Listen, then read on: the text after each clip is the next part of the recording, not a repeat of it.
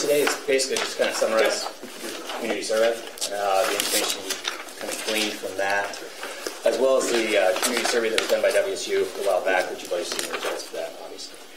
Everybody got this? Oh, this isn't there. Oh, I'm sorry. I totally misunderstood that. Sorry. Yeah, my fault. I'm sorry. No, it's no problem. But yeah, this is important too? Yeah. We wanted to go through this step to kind of confirm how we're going to move forward from here, knowing the results of the community survey. If you go back to, there's a spreadsheet, third sheet, and that's just kind of a synopsis. Obviously, we did the open house, Christmas open house. Had some write-in ballots, got about 4. And then we did the online survey, which we had a pretty substantial number, 200 and some odd responses, I think, overall. 218. So. Not a bad sample size. No, not too bad. Worked out to almost 3%. So on here, kind of highlights the preferences after we went through all of those items.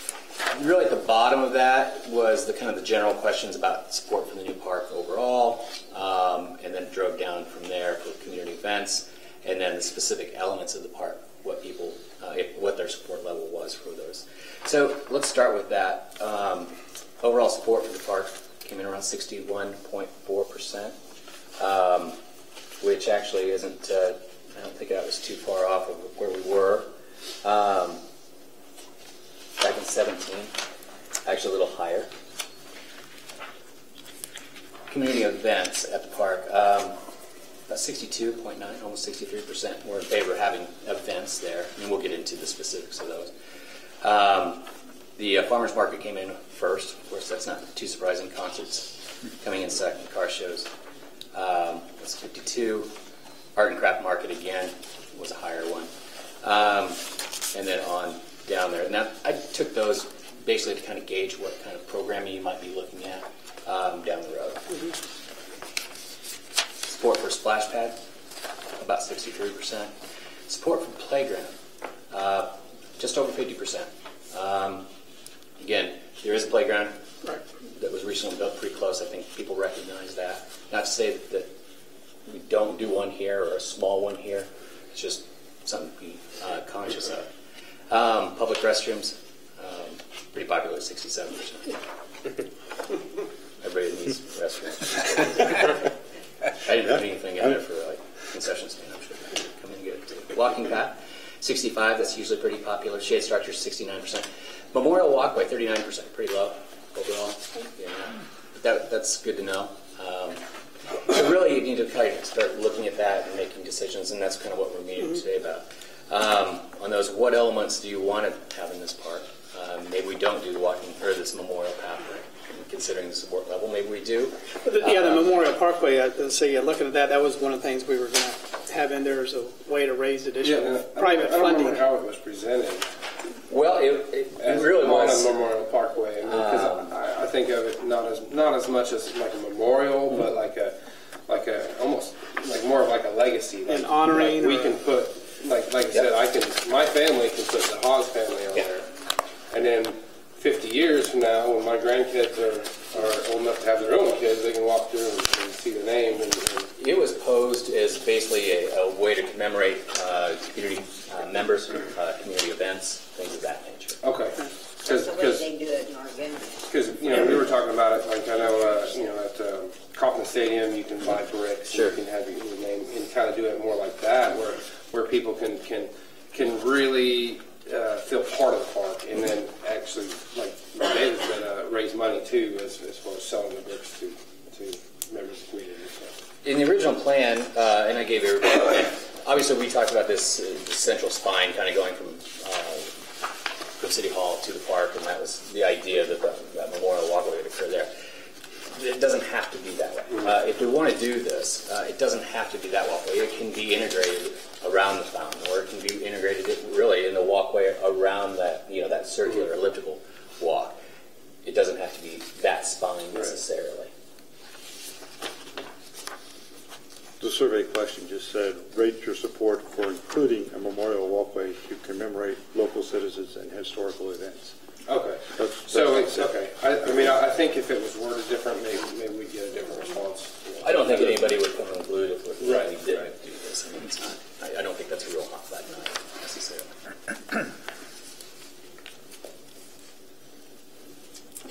So then we got into more of the specifics, and if you look at the last sheet, I did print these, all of the visual preference survey as well. I think everybody's seen that. Just to kind of get a feel for where what the community was preferring. It was interesting from the open house to the online survey, kind of how things changed. The interactive fountain, really the stream feature was preferred. Above deck spray was actually the preference of the open house. But I think that had a lot to do with it. There's a lot more What kids. kids would want to run under that and get their head all wet? A lot of kids want I think that the kids kind of got excited about that when they were walking through, because a lot of parents have their kids actually put dots on things as well. So, again, this is information. I mean, you will all decide kind of the direction we end up going finally. Playground, traditional, barrier-free was the preferred. That's actually the last on the bottom. Themed was actually popular at the open house. The shade structures. The cantilevered or arbor structures was preferred, and it was preferred, I think, even at the open house. Restroom, and does everybody understand when I say private versus a public? Private would be one stall, one door. In other words, you walk in, you can lock the door, use the bathroom. It's all unisex. A public would be multiples, like 2 stalls, but it's not locked, the doorway. Both of those, actually there was 2 in traditional design, and they both came in the same. So I'm not sure if people were just like traditional design or if they understood the difference between those 2. A lot of that has to do with how many holes that we end up doing, how many fixtures as well. I'd be a little surprised if we did more than 4 for this part. But that's something we'll kind of drill down a little bit more on too. And it may be that if we do 4 unisex, then obviously you don't have a family restroom. But if you do a male, female, you'd want 1 family. Traditional lighting, pretty popular. The interesting thing, and I kind of wondered about this, but people really like the idea of porch swings out there. Yeah. And then, and with seating, we're going to have different seating types. It's not just going to be one. So, but we're pretty excited about that. And pavements too. We'll have probably more than one kind of pavement. But colored concrete actually won out in that, which I was surprised. I figured brick would, but so much for that. Again, paving will probably be mixed. Seating will be mixed. So if I can, is there, and I know ballpark, so I'm not asking specifics, but like out of these 3 jet water splash pads, what you want to call them, is there much difference in cost between those 3? And I'm going to ask you the same question for kind of. All right. Well, going back to the budget, or the estimate I did way back when, in 2017, we had put in $200,000 for the splash pad fountain equipment installation. Okay, that's just piping, nozzles, pumps. The paving is separate. $200,000 probably on a typical pop jet. You figure half the cost in material, half in labor. So you're talking about $100,000 in equipment. You're probably looking at in the range of 15 nozzles, give or take, or something like that. The stream, because the concrete is going to be, I mean, we're going to have to pour concrete deck anyway, so if it's a stream, it's probably not that big of a deal. I think in the end, you can do a stream pretty economically along with some of the at-grade jets. Probably not 15, maybe you're down to 8, but then you have the stream element. Okay. And then the spray feature on the right, again, those are going to be purchased stainless steel, so I had to price out how many we're really talking about. But regardless, we're going to have to stay right around that number to make everything work. Down there at in Old Town, isn't there only 4 jets? I think there's more than 4 down there, but there isn't a tremendous number of them. I'm glad you asked kind of about the cost. That's something that I was kind of wondering. I was actually, as I was looking at the survey, that was one of the things that I kind of wish we'd been able to incorporate in the survey. We asked about all of these different features, and so people are able to connect with, the value that they might get out of those features, but there wasn't really an indicator for what those features might cost them. And so if you just ask somebody, would you like to have this? They might say yes, but if you say, would you like to have this at a cost of X, you might get a different answer. Well, like on the farmer's market and the concerts and arts and crafts, if you put those in, you would charge for those spaces, correct? For people to use them? I mean, that's really, And the money could go back into yeah. financing something else in the park. Yeah, I don't know that we've gotten all those specifics all down the road there, so, but yeah, that's probably what we'd absolutely want to look at that along with like the Memorial Walkway and some other ways to get in. Moving on, the shade structures from back in 17, I had those in about $80,000 for those. We didn't actually have a restroom back in 17. This is probably you're probably looking at around 175 to 200,000. That's on top. Lighting, you're probably looking at $3,000 to $3,500 a pole, plus service. Per pole? How many poles are you looking at? Well, normally I would put them at 50 foot for a pretty good lighting level, but I think around the walkway we'd probably stretch that out a little bit more. We haven't done the photometrics, obviously, so we don't know that yet. Traditional bench, about $1,200 a piece.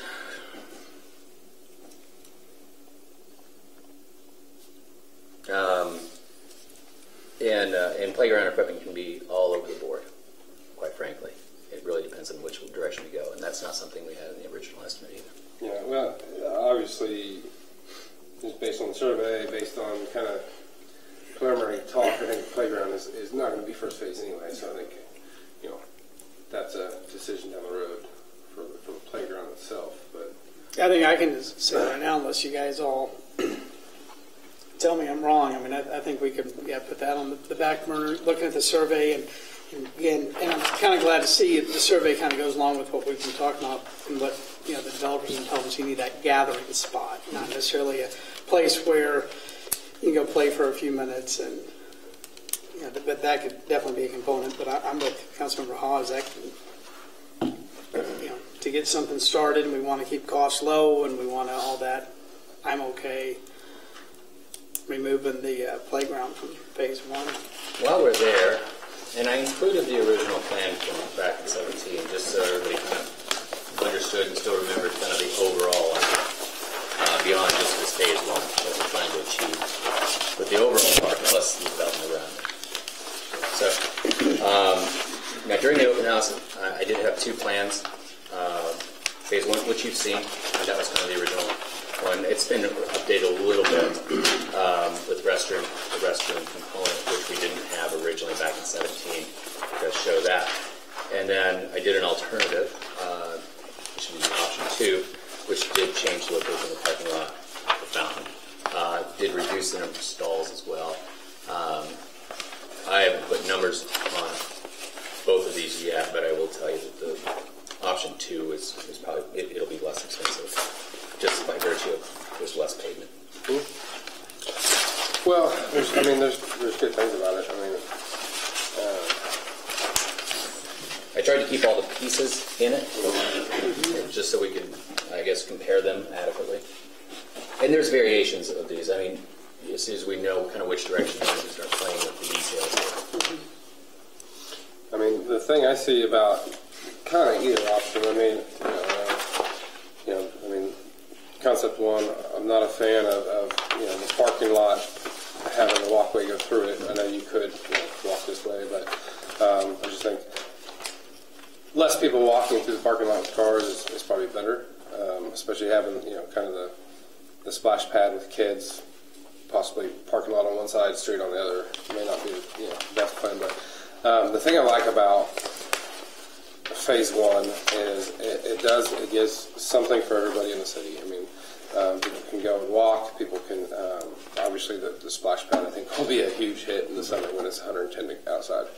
But then it also gives a place to have the events and, parking for events, which is kind of the biggest issue with where we're having events now is that's gotten to be dangerous because people are parking on both sides of the streets. There's basically room for one car, and you never know when people are going to be walking in and out of cars. So, that's kind of what I see on that is it really helps alleviate one of the problems we have now with the space that we're using. So. In the final design, how many parking spaces are you anticipating there being approximately? I think that's something we need to talk about. There's no real good parking pass rule like a building, how many basically stalls you have in. I think that it's going to look at, what I would like to talk about is what the anticipation is for the farmers market, for utilizing those for stalls for vendors. And that you're kind of thinking in that direction. Obviously, option 2 has about 45 stalls versus almost 60 in the option 1. Just considering parking stalls about $1,500, $1,500 off. Jeff, just curious. I'm looking at this, and we've talked about this especially as we're growing and needing more parking, and we've had people parking out here in this field. This is already, parking lots have already been built there. Is it less expensive to almost kind of add on some parking here, even? You mean at City Hall? Yeah, and then, it wouldn't be that. It would certainly be less expensive than building a new lot. But you are also taking people and having them walk a bit of a distance across the street to get to access the. Well, and that's kind of for major events, I think that's going to be the necessity for it. But for the everyday thing, 50 is I think more than enough for everyday use. That's kind of what you have to build it to, I think, in my opinion. But what is the cost of one of like the passive beacons to have for the street for? Oh, Hawks. I don't know. I'll have to look. I'll find out. Because, and obviously, you wouldn't need to be, I guess, well, actually, for the most part, it would just be there, and if there's people there, it would flash. So, and that would really, I think, alleviate a lot during events and things like that. So, No, I'm just thinking out loud here, but because you said the magical words, it would be less costly to add on. And yes, I know it takes away from right there, but I'm almost wondering where this has already been graded, and we talked about wanting to get parking, in the back of the building anyway, where people can use that entrance. You mean the front entrance? Yeah. But for conversation purposes, and maybe even we don't do that. This new parking lot in phase 1, or am I really screwing things up there? My question would be, where, if you were having community events, would you still be having them across the street in the new park area, including farmers market? Mm-hmm. If you're having a community event, I think what we've seen at our typical community events is we've got way more than 59 cars showing up. Yeah. And so I would almost say that 59 spots, while substantial, really isn't that many. Well, for the park itself, I think that's plenty for the everyday use of it. That's why I like the idea of expanding the parking, because this land here at City Hall is basically never going to be used for anything really. except for maybe expanding City Hall at some point if we need to, or and as to David's point, it would be nice for people to use the actual front doors, and then because then you walk in the front door and your center is right there where you go and talk to people, and that'd be kind of nice. But as far as the farmers market, I think there's nothing wrong. I don't think if we had the parking over here, there's nothing wrong with putting it over there and using that, because there is the community center right here, the community room basically, that obviously we'll continue to use that for like the holiday open house or holiday festival, because usually in December it's pretty cold. So what I'm hearing is is outside. that you would probably want to go ahead and connect the two parking lots on the back, on the front, back, Sides. that side, So whatever. right? Yeah. Side to side. Yeah, and even just And then add parking to one or both sides, whichever makes the most sense, correct? parking. As opposed to adding any parking for the park itself. Yeah. Well, because with events, I mean, the way people were parking anyway, I mean, they had to park, half a mile down the street just to go to the event. So if we can put them all in a safer location, that's just as close, if not closer, at City Hall across the street. I mean, I think, for events is the only time that's going to be used for that kind of thing. I mean, every day, I doubt there's more than 50 families at the park, at one time, all throughout the day. So, And I certainly understand and appreciate and like the idea of having parking lot real close where they can pull right up and their kids can run. Again, I'm thinking out loud. I'm not the expert here. That's all we're doing. What if we even, again, if we're adding parking here, even if we just did 20 spots here, we didn't do the rest of it. That way there is for the families that are just going there for the splash pad. like I said, it definitely needs to have some. Yeah. I just don't Yeah, think I mean, we I'm need just to thinking if we expand the parking there. Let me ask you this. If we were to actually add parking around City Hall today, knowing that we're not going to put parking in with this fountain and what we're talking about doing, but knowing that this plan is essentially, the overall plan is essentially kind of where we're heading, parking around the perimeter of the park.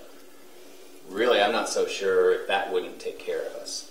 In other words, I'm not entirely convinced that if we had parking back, around here, that this parking lot itself potentially could go away and you utilize perimeter parking in later phases. Yeah, there you altogether. Now, going back to like the that. concern, if we did have parking here, I'd probably want to pull that fountain in this space where we originally talked about it. Right. But the concern was going across the parking lot. Well, if that parking lot no longer exists there, then you don't have that issue. Right. And then you don't have people walking on the walking path through the parking lot too. So. And I'm also looking if for the cost of adding 50 parking spots, if we I'm making up numbers, if we could add 200 or 300, I think it's more. I know I'm being very generous, but Come on, you can do it. Make some deals. Let's do it. So we've got about, right now we've got, I'm just estimating about 60 parking spaces right now, what we got. Is that for both sides? Yep. Yep. I'll go back to the original plan. I know that I did that master plan years ago for all this campus area, so I know we've still got the parking layout. Well, a lot of those are reserved, right, for the police. for the police department. Yeah, so some of, and employee parking, so Right. I mean, it's less if we're But obviously, during event time, weekends. there's not going to be the usage for the employees. And so if you took away the parking lot, what about putting parking spaces just right along the road? We can, I assume, do that. You are the city, so you will tell me if that's the situation, or if that's something you would like to have. Would those be parallel? Would those be angled? Well, I'm thinking Would they either be one, 90? because then you could get a few close to the fountain, but then if we were to have food trucks or, a farmer's market, we could actually close the road, and then there would be parking all along there. They could pull off, people could walk up and down Central Park, and then the food trucks and stuff could park along right by the fountain. Let me play with it. I want to look at a few different situations. that I've got running through my head. I like parallel paths for safety. I like parallel for food trucks too, but it's not going to be as efficient in the number of stalls. And but I want to look. I wouldn't mind playing through some scenarios with that. And knowing that the parking lot's not going to be there, I'm going to rearrange some things. We're talking about some pretty significant changes, so I want to play around with a few different spots as we move forward, and what that might look like. Now, what are you guys' thoughts on changing the parking? I would like to see us have more parking, because I've seen when people have been voting here, they're parking in the field, and when we have our big fall festival, people are parking blocks away, so that's why I'm... Well, I think it's pretty obvious that the City Hall area needs more parking. Even for voting, for events in general. I guess I kind of view that as a related but separate issue to what this discussion is, but I completely understand. We definitely need that parking lot expanded around City Hall building, where whatever direction it goes. I don't know that matters. I guess my thoughts are looking at the latest design. This whole brick walkway through the middle connecting to City Hall makes no sense to me. Who's going to want to go stroll along the brick road, cross Central Park Ave to go to City Hall? I just don't see that as an element. It looks like an expensive, unnecessary element that's in this design. To me, I just see dollar signs and not a whole lot of utility. Frankly, I see zero utility. And in the discussion of the parking lot for the park itself, I think, I always think in terms of simple shapes and simple solutions, and a simple design can still be made to look great. The parking lot, I'd like to see something that's just, frankly, cheap and easy to build and construct, like just a simple rectangle. Why can't it just be a big rectangle and get as many spots as you can in there? There's lots of parking lots at new parks around the Wichita area. The parking lots are just unnecessarily complicated. There's lots of curbing. There's lots of little garden-like areas, kind of like what you have drawn up here in the corners of the parking lot, where there's trees or garden elements. I think all that is just a waste of money. You got to water that stuff. You got to maintain it. How about we have a big concrete rectangular slab? We get as many. That's all ultimately what we need. It's utilitarian, right? And I know the prospects of hosting a farmer's market and everything. I know everybody likes that idea as a general thing that we want to encourage, but really, what do we need to host a farmer's market? We need the space, the parking space, and we need electrical hookups, right?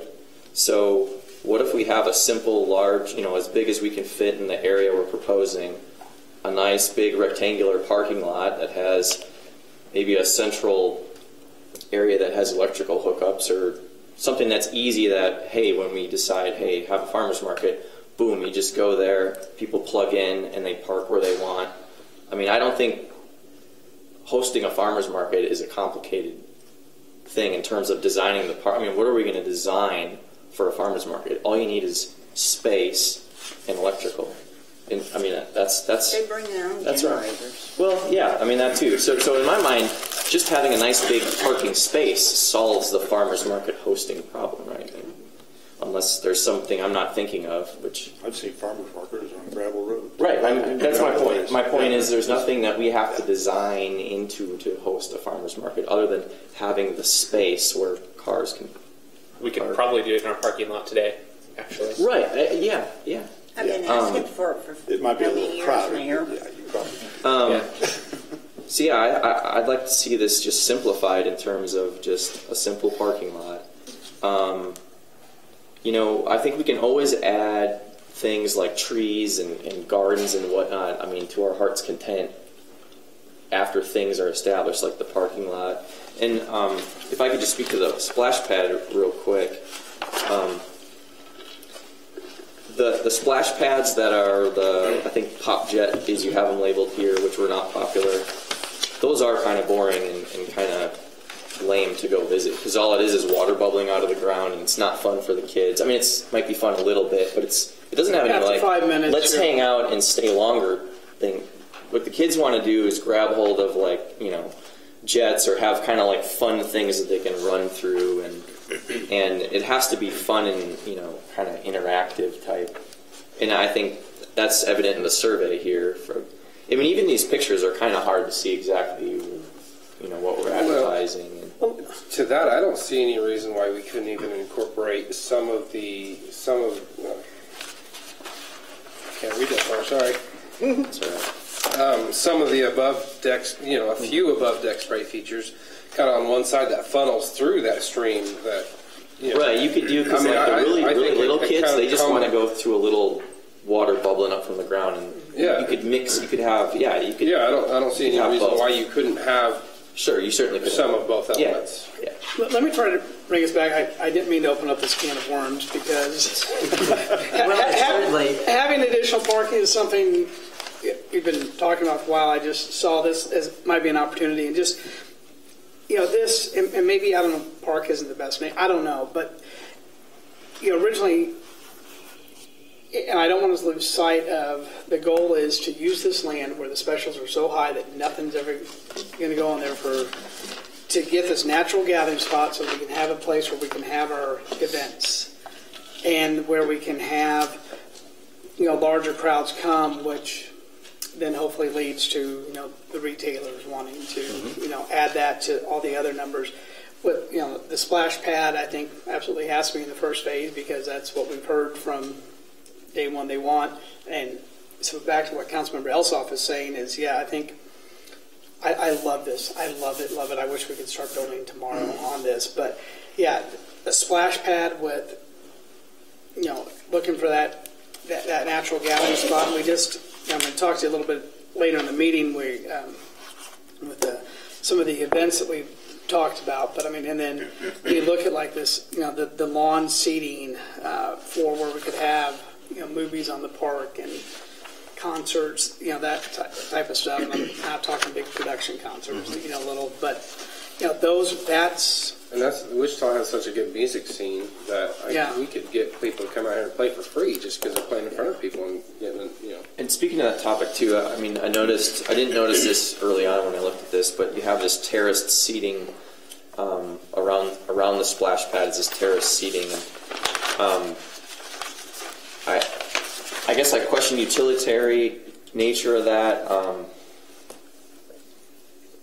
In terms of keeping it simple, in terms of maintenance and just cost overall, I'd like to see the field area just be a big flat field, because then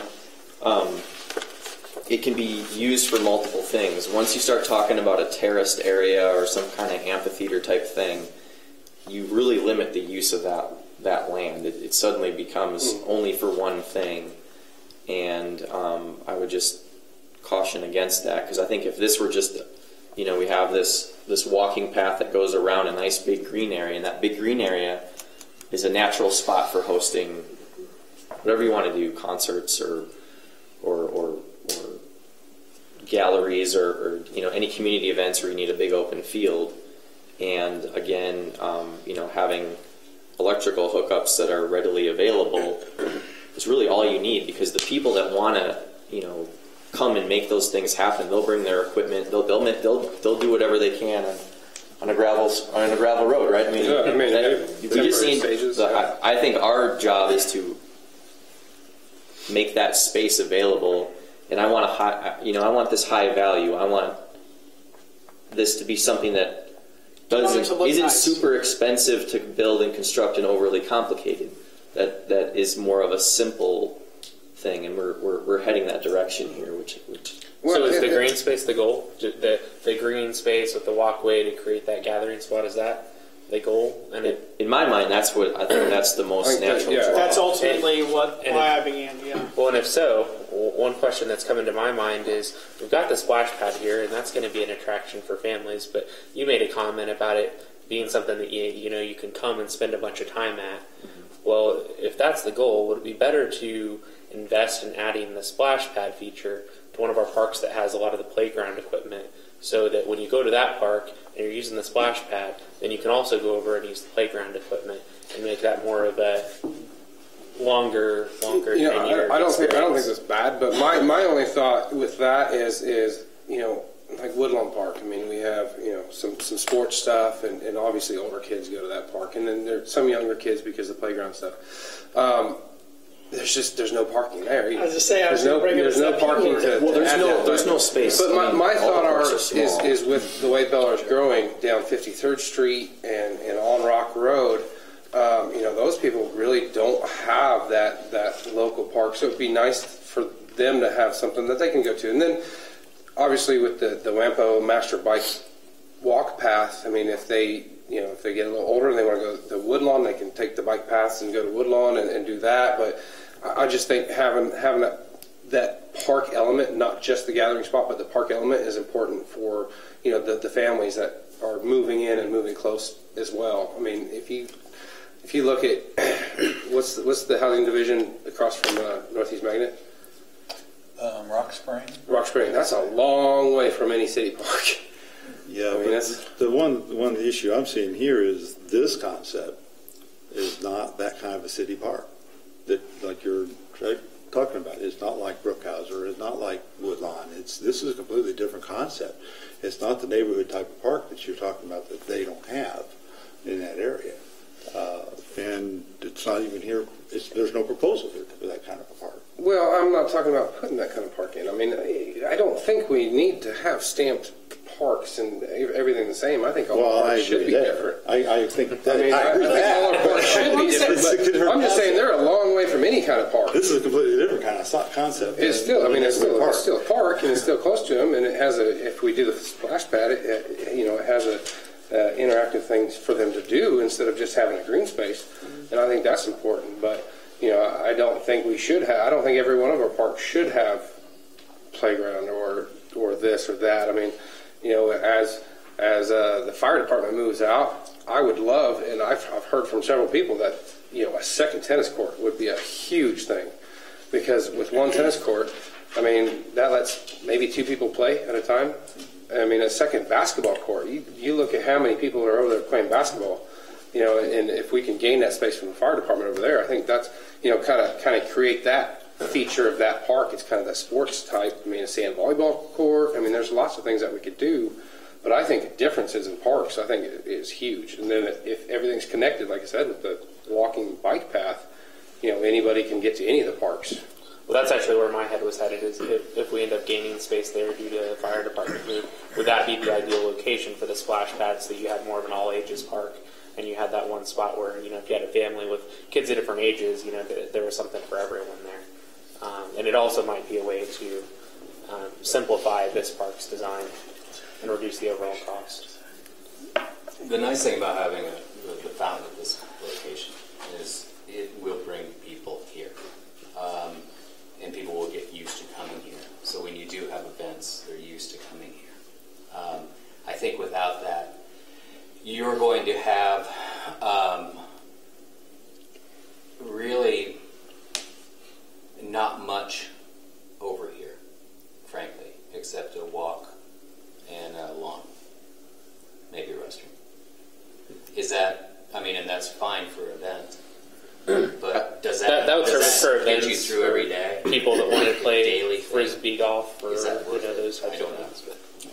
I mean, because if you start talking about adding a splash pad over there, you're going to have to put another bathroom, a real bathroom over there too. I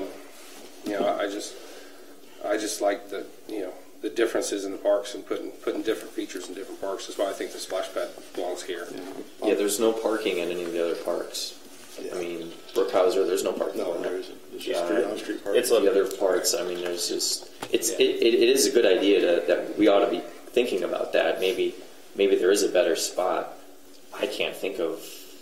You can't tear the fire station down. Yeah, It's historical. No, the building's not going anywhere. So, hold on. We're really, and I'm looking, I see we have members of our planning commission, and I'm putting them on the spot because any warning or anything, but we're out really going down a big tangent here. I would welcome your thoughts on kind of what we talked about here.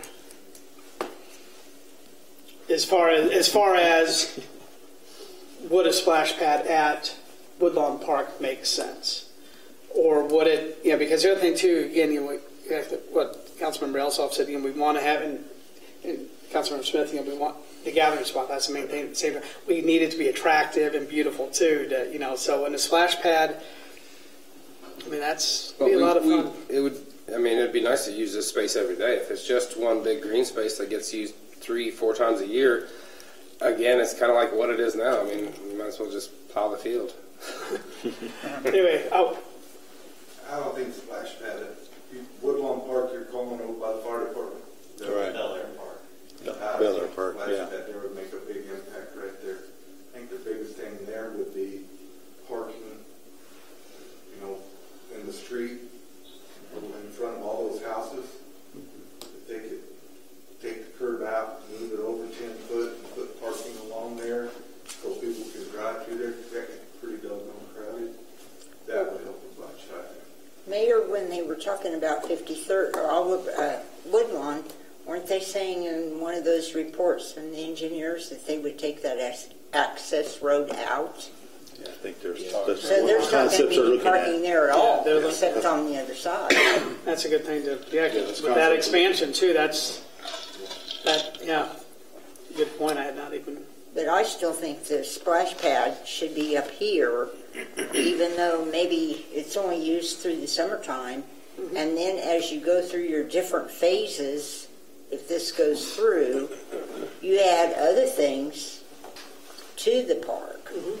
But the splash pad up here, because all of our other parks in Bel Aire are too small.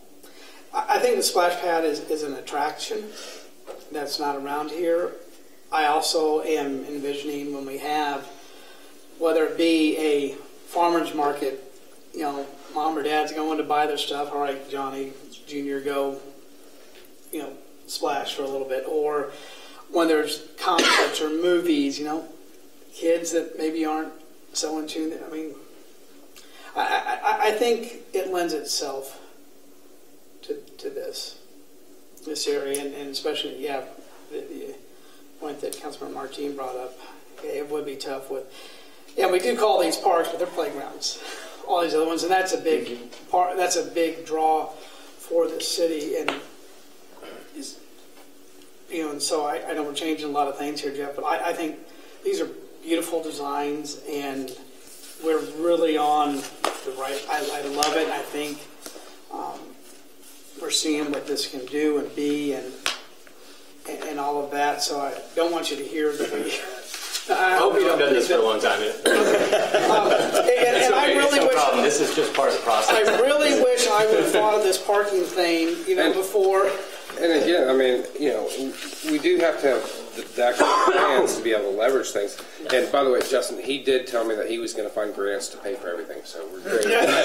Sure. I'm just going to say, how we're going to pay for this is right, but the reason that I haven't. There are costs. But that's the whole reason I want the plans to see, because like we've said before, the mayor said that we're not going to raise taxes by 1 penny to do this.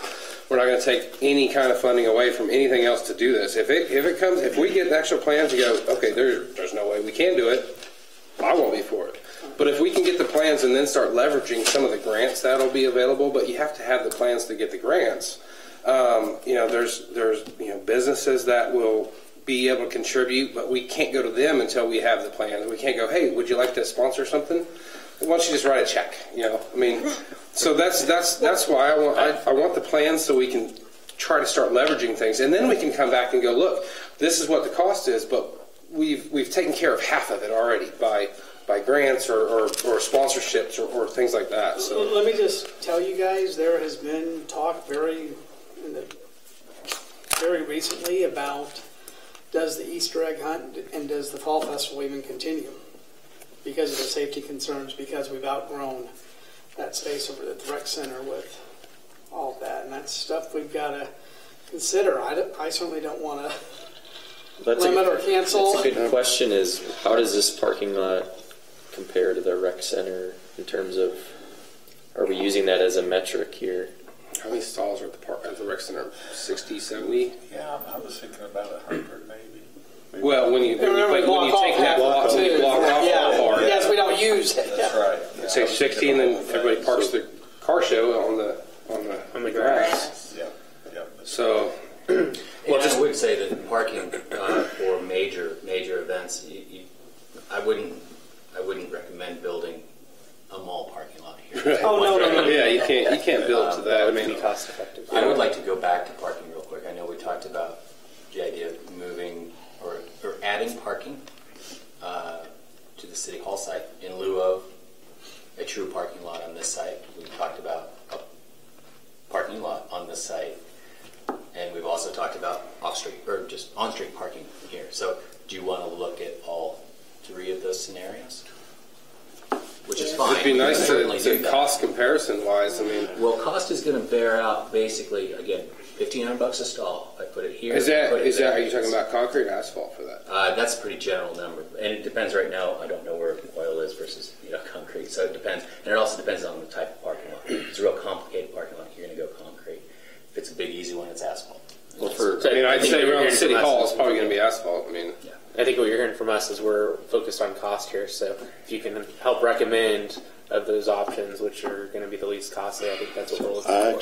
actually think that if you want a parking lot, just build a parking lot. Because personally, I don't think you have the community support for this. And I think that we've got some errors in the way that the data was analyzed. We had continuum survey, and we came back with discrete results. You can't do an analysis that way fairly. And I can show you, and I'll hand these out to you so you can look these over, but we don't have strong support for this. This survey shows the support at best is mediocre. And I think that we'd be wiser to look at that, because if you look on this second page, back page of this handout here, community support and high support is 46%.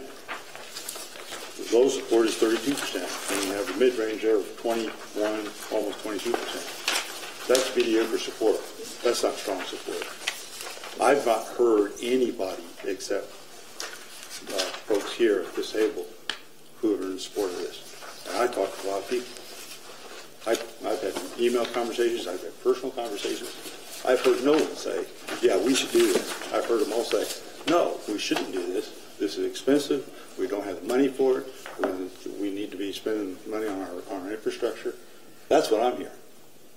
And I don't think And what I'm hearing and what I'm wanting to look at is we have this opportunity here, and we do have ways to pay for this. at the cost of infrastructure, that you could use that money for No, infrastructure. we're not going to take. How many times have I told you? I'm not going to support this if it's going to be exorbitant. I'm not going to support this if we're taking away from streets or from our debt payments. But you have $100,000 coming from this new development over here in tax revenues, and you're wanting to use it for this rather than using it for infrastructure. So you are taking away. Okay, but we more than tripled what we're spending this year, and that may not be good enough. But that was years of neglect we have to fix. Okay. We're not. Let's not debate that. We're here to get Okay. costs and what it is. And yeah, if you go out and say, "Oh, should the city go build a new park? Let's spend a lot of money on it." I bet a lot of people would say, "No, that's stupid. We've got 8 parks." Okay, I That's get what that. they're saying. I get that. I'm telling you, Because that's what they're saying. okay, I'm not talking a park. I'm not talking a playground. We're talking what developers have told us, what we heard from the Greater Wichita Economic Development when they were here, that to attract stuff to sell this land, we need a natural gathering spot to add to that. If we can do it at a low cost, if we can also do it as an investment and we can add and give something to this city, if at the end of the day, and I've said this before and I'll say it again, at the end of the day, if all we have is a nice gathering spot, I'll own it. And you will detract from investors. No. Because they don't want. Okay, well, I'm having the conversations with the investors and the developers, okay? You're having So conversations. where are they? Why aren't they developing here? Okay? Mayor, let's move on, please. Yeah, 'cause this is an economic development piece. Yeah. Okay, you got your You're just opinions. getting Yeah, let's move on, Jeff. Can I just bring up one other thing? The other thing that just back to cost, and I think Councilmember Elsoff brought this up just a little bit around when we were talking about the planners. The other thing is if we're going to move forward with this, and if we're going to build a park, I think not just looking at the initial cost is important. It's going to be important to understand what the ongoing costs are.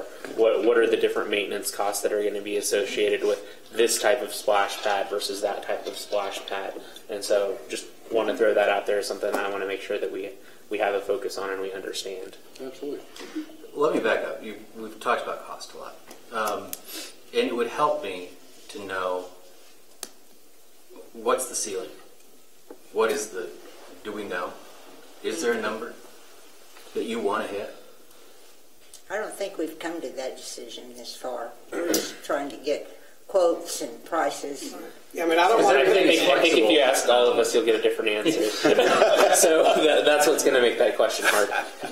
And that's part of where we are is we don't know. That's why we have this stuff and why we're gathering this stuff before we even make a decision. I mean, if it comes back and if it's $2 or $3 million, then I'm going to say thanks next. Well, and I guess where I'm going with this is I need to have a good feeling of the expectation of what we're achieving, so I know what I'm going to try to give you, and then I can give you a number, an estimate, what I think that's going to be.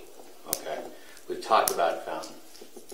Okay, I understand that, and I've got a feel for budget numbers. We talked about parking in 3 different conditions, but I haven't heard necessarily a number. How many? Is it 50? Is it 100? Is it 200? Is it 25? I don't know what your goal is, really. Restroom, I assume, is on the table. Those are our 3 priorities, right? Walking path. 4. Those are the 4, right? Everything else is subject to it may come, it may go. Is that fair? Yeah. Again, and I can explore parking and location, but the quantity question, I need some feedback. I'd say around City Hall,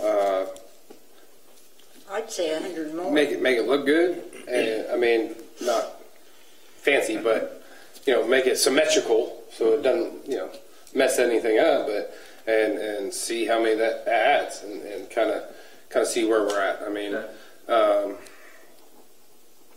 So if you added 100 spots, that'd be. That's I mean, going I to think take that all would- this over here. I don't know if that's even. That's $150,000. Yeah, it's 100.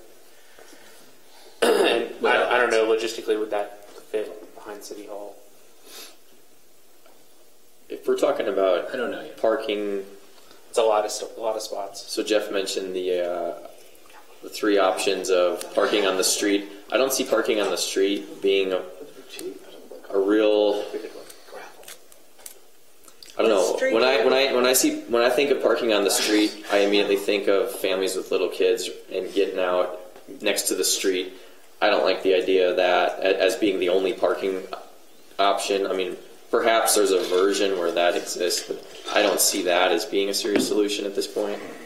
I don't see having no parking lot on the side of the street where the park is going to be, and have only parking next to City Hall where everyone has to cross Central Park to get. To me, that's a safety hazard that we would create unnecessarily. I think if this is going to move forward, the parking lot has to be on the side of the park. I mean, it has to be. We have to have at least a few. There has to be something. And that's, yeah. I think that could just be worked right in here, because if you look, if perfect world, everything goes forward and we've got businesses all over the place, and we have these additional streets in here to service those businesses, and then as this goes, this might be phase 4, put a bunch of parking here along the green space. But if you just kind of almost start that where you can connect that later, kind of where here is. I mean, this is a road. It's going to go this way sometime eventually when houses start going there, but as right now it's shut off. You just kind of have that on the side, and some parking for the everyday use of it. 20 spots probably for everyday use. I think that would probably suffice. I mean, if you get more than 20 families, that's a lot of kids in the splash pad. I tend to kind of agree. I think that's Let me throw yet another, it's mentioned to Councilman Smith here tonight, maybe too ugly, but if it's how much cheaper it would be, but even if we were to maybe just do some asphalt or concrete, in the back, but yet do maybe these sides in gravel, that way it's better than And the only time it'll grass. be used is events. Right, it's better than when we have. Here's Yeah, because you're right, because these parking lots aren't going to be used all. Yeah. the only thing I would say is that every dollar that we spend on City Hall, on the parking lot over here, is a dollar we will not be spending on the other side of the street in the park. How much cheaper is gravel? Turning these Quite fields frankly, into- I don't think I've ever priced a gravel parking Okay. lot out. Is it? Sorry. I'm sorry. Is that something the city can create on its own? I mean, just I'm just trying to think of ways we can get this spot, keep costs down. right. But in Yeah. terms of expanding the city hall parking spot, if we're talking about creating like an overflow parking area that's not on the grass, but if we were to just the city were to get a bunch of crushed rock and just build. I mean, Hey, do we we have got that dump trucks. capacity? I mean, we don't have the expertise because you need to compact there's it. you can't just go drop gravel out because there's drainage issues. Right. So what would happen is if we just put gravel out and it It all rained, wash away. then we would have mud piles with gravel in it. So we need to do some engineering. And then I don't know that our equipment operators have the knowledge to actually And build a maybe able to parking speak on lot. it either. So we would have to hire that out. Obviously, gravel would be cheaper than doing asphalt or concrete or anything like that. Yeah, I but mean, if you got yeah. a new car, you're not going to want to drive it on gravel. Well, but let's say You're just parking it there. You're not. in Andover they have that big tent city for 4th of July, and you got Mercedes, they got anything, everybody drive because it's the fireworks, and it's all gravel in there, and that's what they have. They have Christmas trees at that on that corner. They have Christmas trees selling during Christmas season, but that's all gravel, and it's just crushed rock that's it's been laid down that. And there's been times where I've gone in there. It's there's spots where maybe not so much gravel's there anymore because it's been used so much and been a little muddy and stuff. But like I said, I don't know that we need 100 spots all the time. If we could put maybe some and then more overflow. I mean, it'd be nice to get that priced and see differences. And Let me just ask this because I'm thinking from aesthetics, looking in. You're right. We're talking using these for when we have a movie night, or when we have a concert, or when we have a fall festival, or an Easter egg hunt, or voting. So we're talking, not everyday use. Where because when on some of those times we have people who are parking out there in the fields, and if it's muddy, we're going to have, I don't.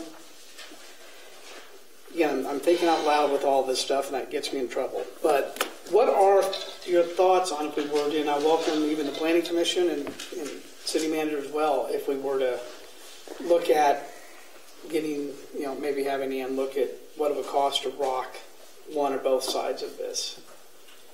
Mayor, I would say parking lots. Because I'm just trying to look at all options. Parking lots built out of concrete, while the upfront cost is more, will require little or no maintenance. I believe you had to seal City Hall's asphalt parking lot just a couple years ago, and it was several thousands of dollars, and you'd be committing long-term to that recurring expense. And then I wouldn't say that we should allow anywhere in the city, including on city-owned property, any kind of substandard engineering in order to save on cost. I think that you would be setting yourself up for a problem in the near future by doing that. Just the liability associated with trying to do something temporary. And that's why I'm just trying to look at all the options. I'm around engineers enough to know that I'm not one. Okay. Gotcha. And that is an engineering question. Well, I'm not for the gravel part at all. If we're going to do it, you do concrete or the whatever's out there now. But I would prefer concrete because, like everybody said, Ann told us concrete lasts around 50 years. Yeah, I haven't seen that And in we're Wichita not. any place. Huh? I haven't seen that in Wichita any place where it's lasted 50 years. They Well, just had to tear up a whole bunch of rock. we don't over live in Wichita 13 either. and concrete just because, and it hadn't been there 50 years. Mr. Mayor? Yeah. I also wanted to say, as far as the number of parking stalls that you're planning for, I think you've got an opportunity in the Easter egg hunt this April to get traffic counts on, I believe it's 48th Street.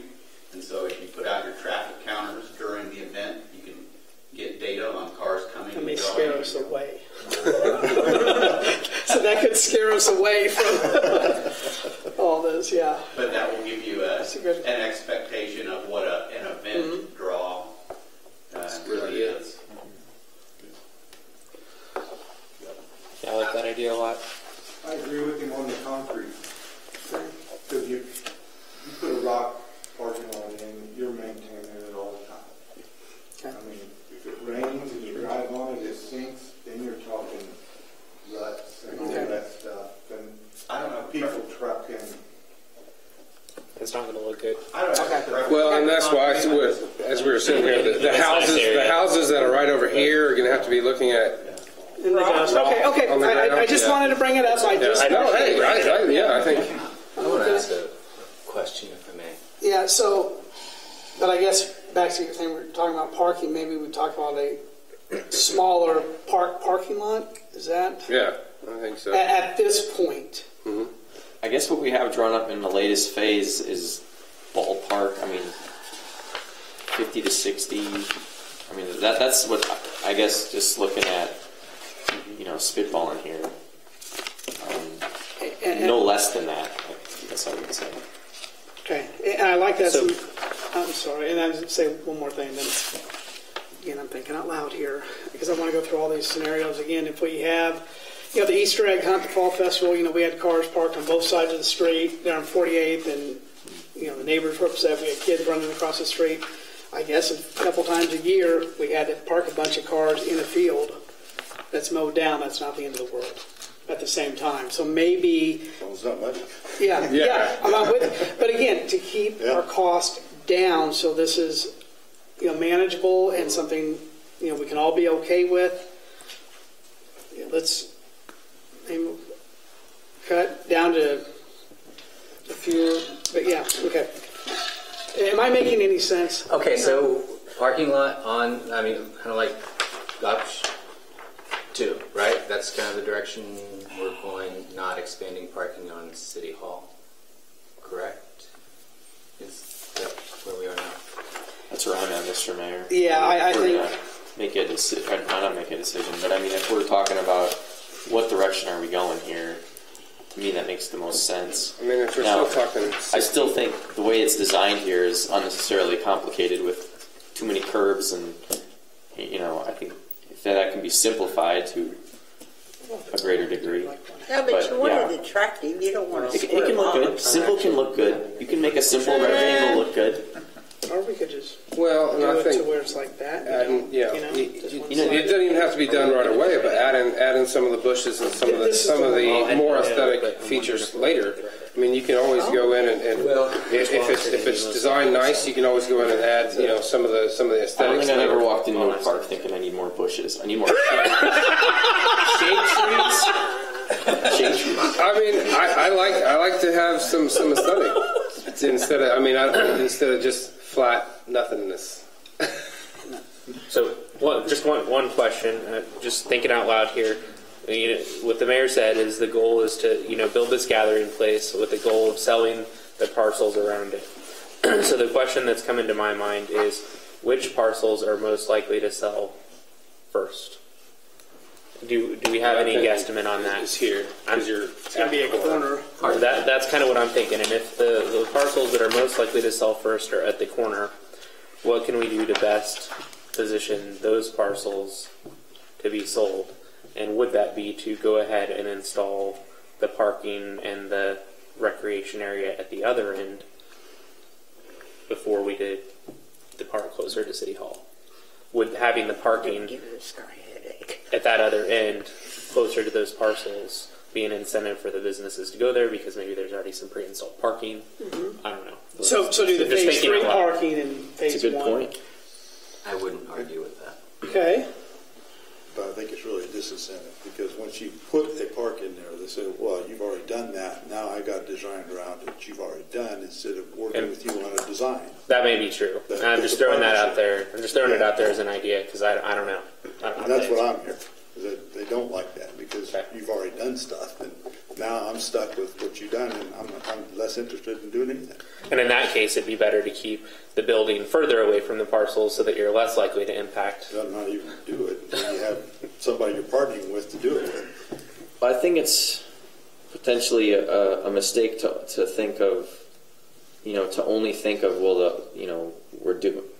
we've obviously mentioned and talked about how this can help make the immediate land area at this corner more marketable, but it's more than that, right? I mean, we're not creating this park just to sell this immediate land. I mean, Right. it's for the whole area and the whole city. And, we've had past discussions that kind of seem to focus on, we got to do this to get these,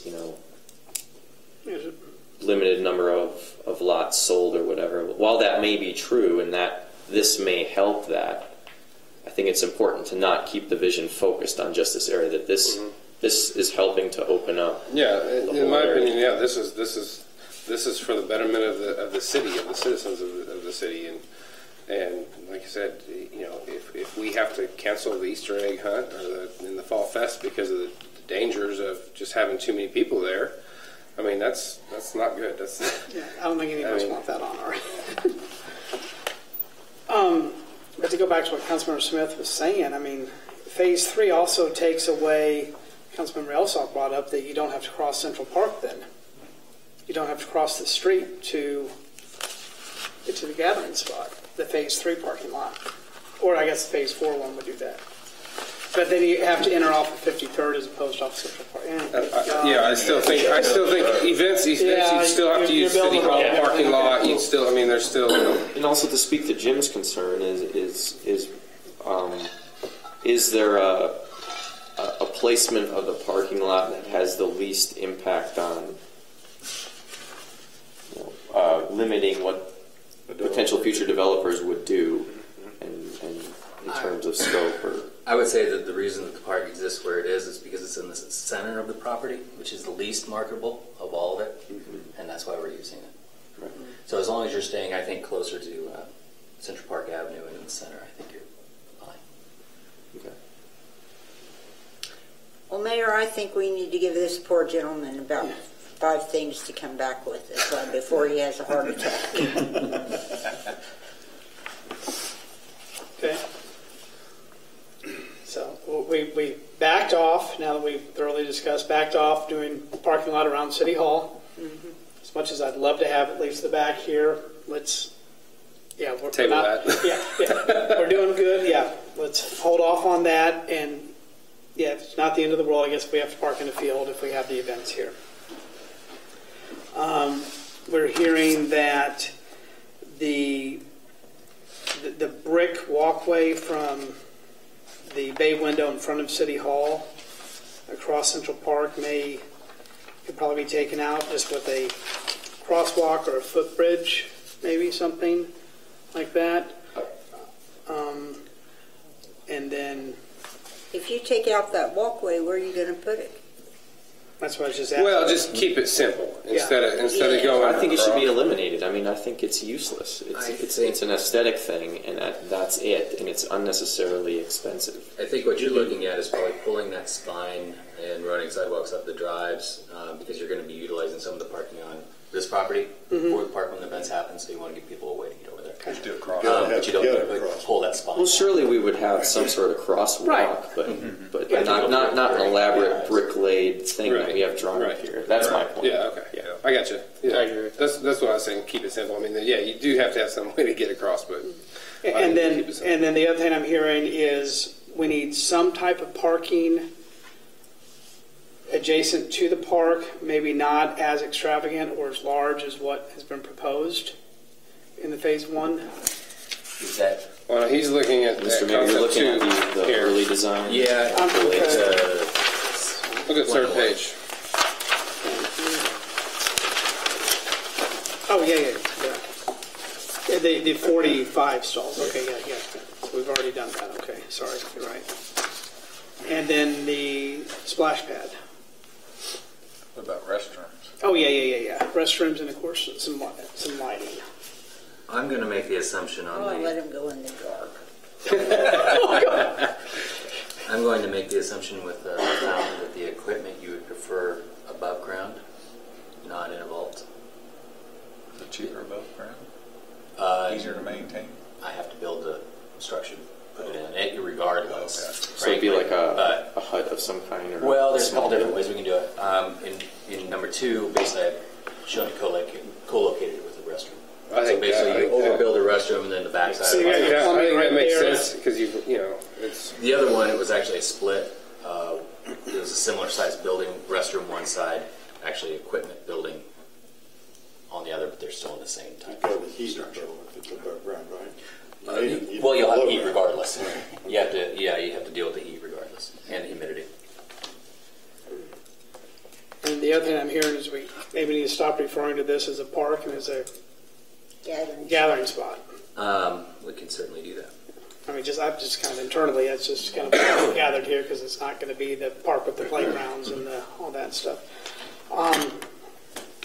So yeah, before we move on with that, so that's kind of what I got. If there's anything else from anybody else. Well, I guess to that point, I mean, I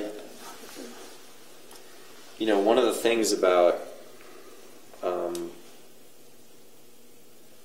the splash pad thing is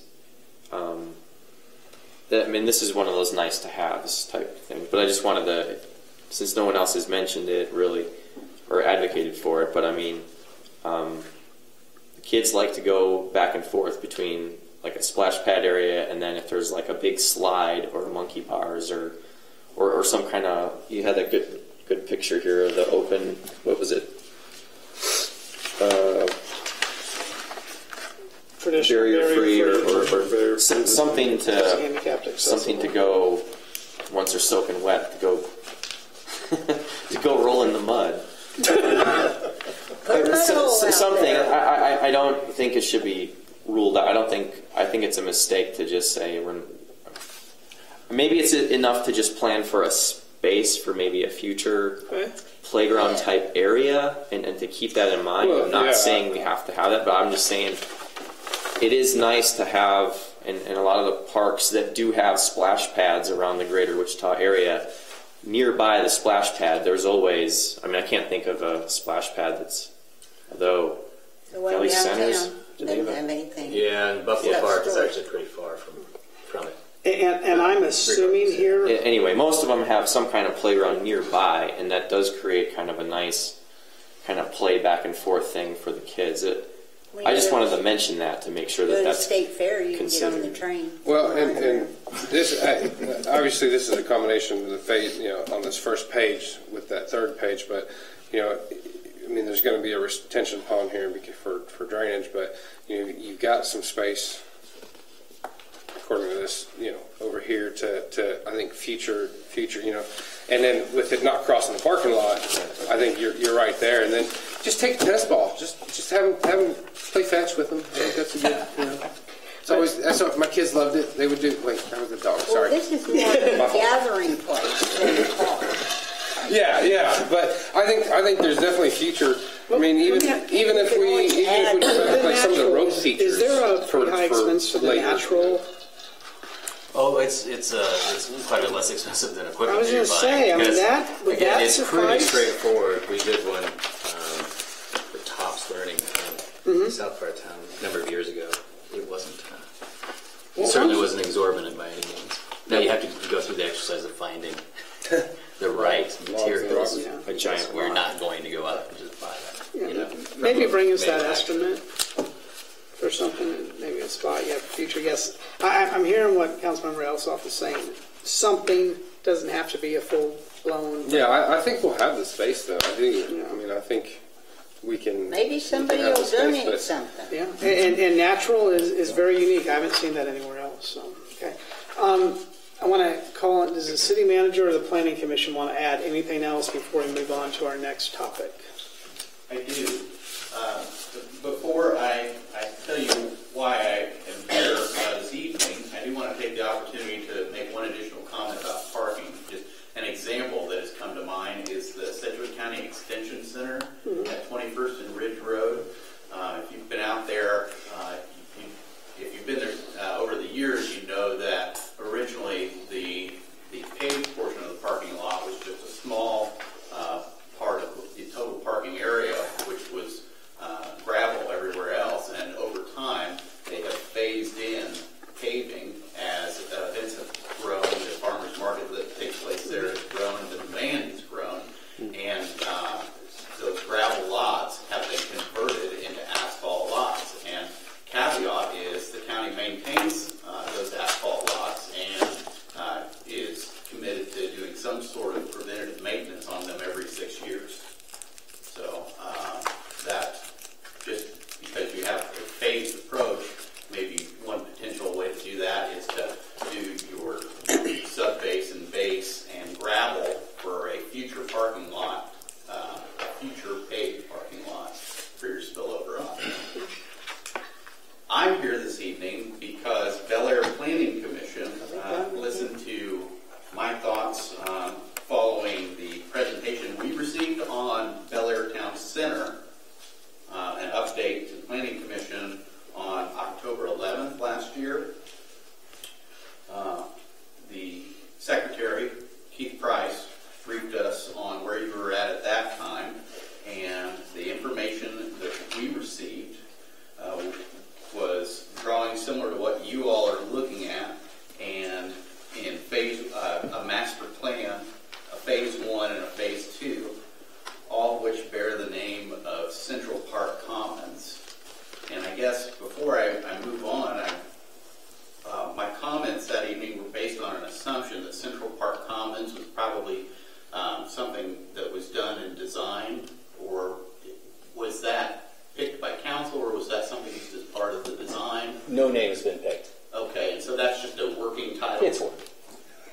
So that's what I called it at Planning Commission, was a working title, and that I explained to them that I was struggling with that, and mainly because it had not been addressed at all, and I haven't heard it addressed this evening, so I'm glad I'm bringing it up. My point was, should it continue to not be addressed as a body, the council continues to move towards this park. I personally don't agree with that as a name for a permanent gathering space. And I shared that with the Planning Commission and prepared some comments that was basically saying that it's made possible by past residents, and I guess an example of how past Bel Aire residents have made this possible is through the acquisition of the land and the special assessments that you talked about. And it's made possible by the current residents, and that the council representing them has made this commitment to a plan for the park. And should you decide to move forward with construction, it will be shared by future residents. And so to commemorate that, the name should reflect that it is a community gathering space. And we are sending you via memorandum from the planning secretary a recommendation to modify the working title to Bel Aire Commons. And that is not a suggestion to name the park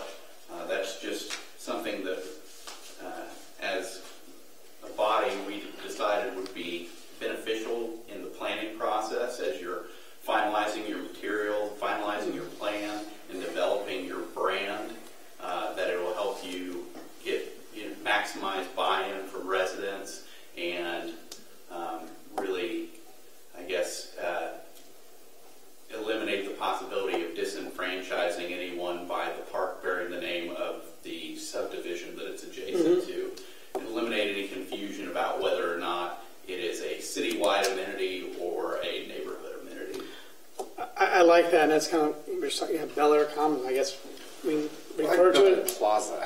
Plaza. Commons sounds Yeah. common. Plaza, yeah. Until, yeah, like I said, that's definitely, definitely cart before a horse, but yeah, that's. You know, one thing that we talked about when he brought this up was, you know, everybody had the stigma when the swimming pool was built, it's Central Park swimming pool. There's still a lot of people that think that only Central Park is supposed to go there. So that's another reason we thought they had a great idea to change the name now so everybody understands that it's Bel Aire, not Central Park. I think that's. Well, and I will say that I recognize that you committed to a plan. There's no park, there's a plan. And so you want the very best plan possible. And you want as many stakeholders, community members to be incorporated and take ownership of that as you can. So I felt like identifying with the entire community through the name was a good way to do that. And the Planning Commission agreed. It was motioned, and ultimately it's coming to you in a recommendation. So I was just here this evening to try to explain that in detail. And Yeah, I appreciate that. I think that's definitely something we need to seriously consider here, and I think we should. And well, yeah, I like that. Thank you. All right. Any other final thoughts on? Mr. Mayor? Yes. Just before we move on, just real quickly, I want to thank Councilmember Benaj for sharing his thoughts on the survey and for this information. I do think it is important that we recognize the limitations of surveys and we're mindful of what they do and don't represent. And I've also talked with quite a few residents, and maybe my feedback is a little bit different in that when I've asked people if they support the park, they very much do support the park. When I ask them if they are interested in the city borrowing money or going in debt to pay for the park, they're certainly not. And so I've gotten that feedback from several residents, and I just wanted to share that as well. Appreciate that. Yeah. Mr. Mayor, I guess I just had a question for Councilman Benaj on this handout that you handed out. Was this your research, or did you compile the data, or what is? Well, it's primarily my research, yeah. Okay. I went back through the data that was provided in the report, the raw data, and recompiled it to show a continuum of analysis instead of a discrete analysis. Okay. So, thank you. Yeah. Now, obviously, and I said there were the last few 6 questions, 9 through 15, were done discrete, so that there's no adjusting of that because that's a discrete question. Okay. Which did you prefer? And you checked it off, 1, 2, and 3. And again, so I think it's and here with the Planning Commission, here we're talking about here tonight, and the reasoning for this. We should start referring to this as Bel Aire Plaza, Bel Aire Commons, not as a park. That's. Why don't we have a contest and let them name it? Well, let's find out what the costs are if we're going to do it. That's not a horrible idea. There is actually a park naming policy that the city has. Oh, dear God. The naming is more related to dollars than just a name. That's So, right. Again, I think that's what you would see here. It can be the Chaminade. So if I bid $10, I can It could be in name the park. It could okay. be. Yeah. It depends on who Oh, okay. park or Who whatever. puts money up? Okay, Yeah. I see you. If somebody says I'll pay $500,000, then it may be. As long as it's not offensive, they can name it. Well, That would be me. if I got $500,000, Sounds like something we need to do. I wouldn't be. Sounds like we might need to review that policy in an upcoming workshop. Yeah. I have a copy of it here. Oh, Lord. All right. Guys, I appreciate it. Jeff, thank you. And again, yeah, this is. So tomorrow, is that good for you? God. I think they will be seeing you. What's your next? February workshop. Yeah, I'm still, I mean, we're still, we're keeping a majority of what. Second Tuesday. Yeah. Okay. Let's plan on that. Perfect. All right, we're going to move on to item 2, which is the legislative agenda. And this is something every year, League of Kansas Municipalities gives stuff to cities and comes up with different things that they support or are against, in their lobbying efforts with the state legislature. So, as long as I've been on it, it's been a couple times, it's just been rubber stamped and we've gone, huh? And there's times that we really want to look at. There's times we've gone through it and pulled out a couple of things and we just tell the league we don't support this or that, and there's times we have even added to it. What we need to do tonight, though, is not look at this as our individual philosophies, but as come at it from the, what's best for the city and for the citizens that elected us to govern for them. So, I didn't count up how many are in this legislative policy, but I bet there's more than that. Maybe. I had questions on 25 of them that we spent an hour talking about the other day. Yeah. So, and then at the end of the day, or at the end of this conversation, when we decide, by consensus, what our policy is, that is the city's, what we support. If you have any interactions with any elected officials in Topeka. So, Jim, you said you had questions, so I'm going to go ahead and just, because I think we just need, is there anything else I need to add to what I just said, Jackie or Ty? No. Okay. So. Well, I got most of my questions answered from Ty and Jackie the other day, but I can run through a quick scenario of the things I had questions about and how they enlightened me on those. And, it was a good discussion. We learned a lot of good stuff. The first one was the tax lid repeal. My initial thought was, no, I'm not in favor of that one. But I learned from Ty that currently it is indexed to a government index that the United States government puts out. And when it only moves up 2% and we have 6% growth, we can't increase our budget more than 2%, even though we had 6% growth. That really presses our resources for police and other things to support communities. So I would agree that the current one should be repealed, but probably replaced with something that makes more sense to a city. Like if you had growth of 6%, then you should be able to go on.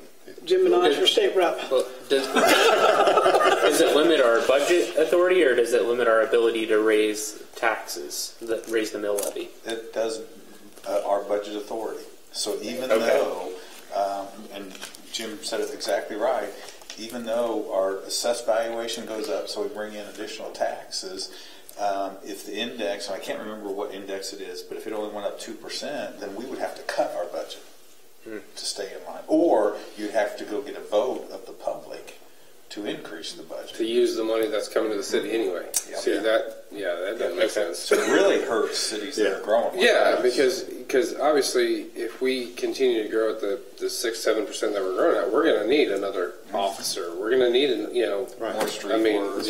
That's what I intend to tell the folks when I meet with them next Wednesday. Appreciate that. And that's one of those things where, when you hear a tax lid, keep it. I mean, to me, that's sexy and as a conservative. Yeah, absolutely. Let's let it. But then when it get into what it is and how it's just federal, structured the way it's really done. limiting it. Yeah. Yeah. Okay. Okay. Sorry. All right, internet sales tax. Again, that's really a state issue, but what Ty was pointed out to me, I think, was that if it's not done correctly, cities can lose out on their sales tax. So we don't have a local option sales tax in Bel Aire, but the county does. And if the state says, okay, we're going to enforce sales tax, but we're only going to enforce the state level rate, not Wichita or the county rate, we're going to lose out on revenue on that. So I think that we need to look at fixing that issue and making sure that that's the right way. I want to ask a question of our city attorney with the internet sales tax. I think that is going to be a hot topic in Topeka this year. Mm-hmm. Bel Aire does not have its own post office. We don't have our own zip code. Right. So the way I see all that, is if I order something online today from Amazon, and I put in my address as Bel Aire, but my zip code 67226. When the state goes through that, they go by zip code, and it's going to go to Wichita or Sedgwick County. And so, how can we? And is that something we need to tack on? Because certainly we cannot be the only community that doesn't have its own zip code. Right. I can look into that. I think we are. They address it, because every year I think we talk about this, and I don't remember the specifics, but they do something that the Department of Revenue somehow tracks, even though it's in zip code. I think it's by address. I think there's a something. geocode that's separate from your zip code that gets assigned to. Well, it's just like the insurance companies track the it. dash And number, mine's 67220, so my insurance is cheaper than 67226. When you buy something on Amazon now, isn't there tax included now? Well, I mean, it used to not be, but now there is. Adding Attention. the states. I mean, my understanding is that the states have been trying to claw back that. Well, and it makes sense because it does hurt local businesses that absolutely have to have that sales tax on there. Because if you can buy something down the street for $4, but you got to pay the tax on it, and let's say it's at 8%. I mean, that's. Well, as a consumer, buying 36 stuff cents. on Amazon and not having to pay sales tax, I mean, that's...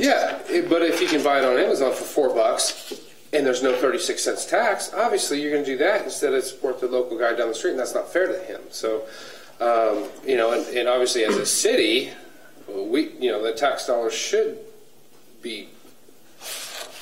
That's why things are going to constantly become more expensive. I guess what I would say is I would just want to somehow tack onto that there is assurances that if the state does pass this, and we all, you heard the state of the state, they got to find some money now. So Right, it funnels down. From what I'm reading, from what I understand, they want to use existing methods to funnel the taxes down to localities. So I think what Ty is saying with whatever they're doing now to make sure that it breaks down to Bel Aire, they use the same process for this test, but we'll double check. Okay.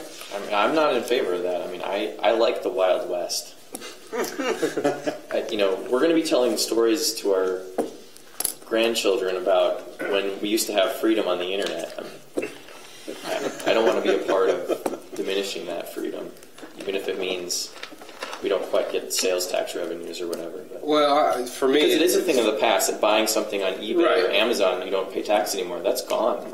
But for me, it's more than getting the tax dollars. For me, it's protecting the people that have an investment in like the local city. I mean, you're protecting them by not giving an unfair advantage to a company like Amazon. Just got opened. I mean, I don't think it's fair. You can't give somebody an unfair advantage. That competition is going to happen. But that's an unfair advantage. I mean, obviously Amazon has an advantage by being huge in Amazon and delivering to your. So what's best for the city of Bel Aire in our budget and all of us up here? Okay. The taxes That's what I know. It's kind of tough.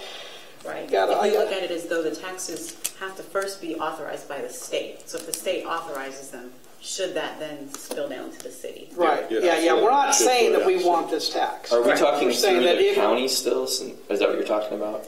Well, some of the county sales tax comes close to Bel Aire. I know, that's what I'm saying. I'm just saying if the state does this, I want to make sure that we get it. I think that's the argument. Yeah, and I think if the state does it, and also if we decide to impose a city-based sales tax, because today we don't have one. Exactly. Right. But we do receive some of the county sales. That's right. Right. So we are interested in it regardless of whether we put one in place or not. Yeah. Okay. The alternative property evaluation, I apologize, Ty, you did give me this thing to give us these the other night, and I did not get a chance to look at it, but they're talking about the three proposals for alternative tax evaluation. They wanted to use all three of them. And reading through this, I don't have a problem with that. Personally, I think that's fine. We should do that. But they should use all three methods to make sure we have a fair evaluation of property. So,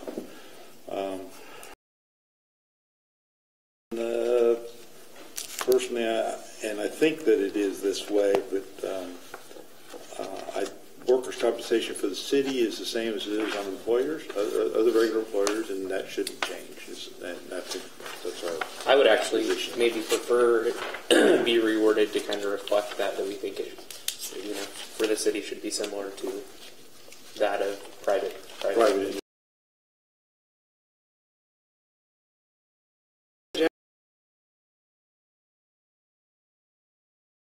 That's right on with that. Okay. We kind of touched on the EMF hospital funding. We don't have any in Bel Aire, but we are obviously dependent upon those that are in the local area in Wichita. So I don't know if there's any negative impact considerations, but anybody has anything to talk about on that? Okay. Sales tax holiday was the next thing that we talked about, and mostly that was the only area that the state that has how much revenue is sucked out of Kansas to Oklahoma because of the sales tax holiday. But I suppose if there is one, then we don't want to negatively impact Sedgwick County or Bel Air on that. Yeah, I think Missouri has one too, like right before back to school. Yeah, they do. Okay. They do tax-free weekend. We didn't know, and I didn't know. But I knew think Oklahoma. 7% in Oklahoma. Yeah, is it 7%? Yeah. I think. But I don't know if that really affects us right now. In our sales tax policy, maybe this is addressed further on.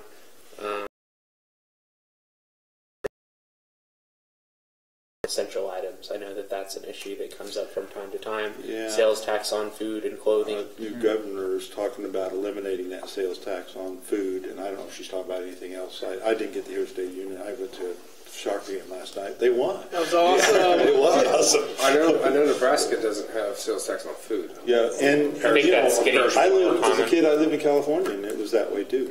We didn't tax food. In fact, working at McDonald's, if you ate in, I can't remember which the rule was, but one way, if you ate in, which we didn't have inside eating, you didn't have to pay a sales tax. But if you took it with you, you had to pay sales tax. I've seen that.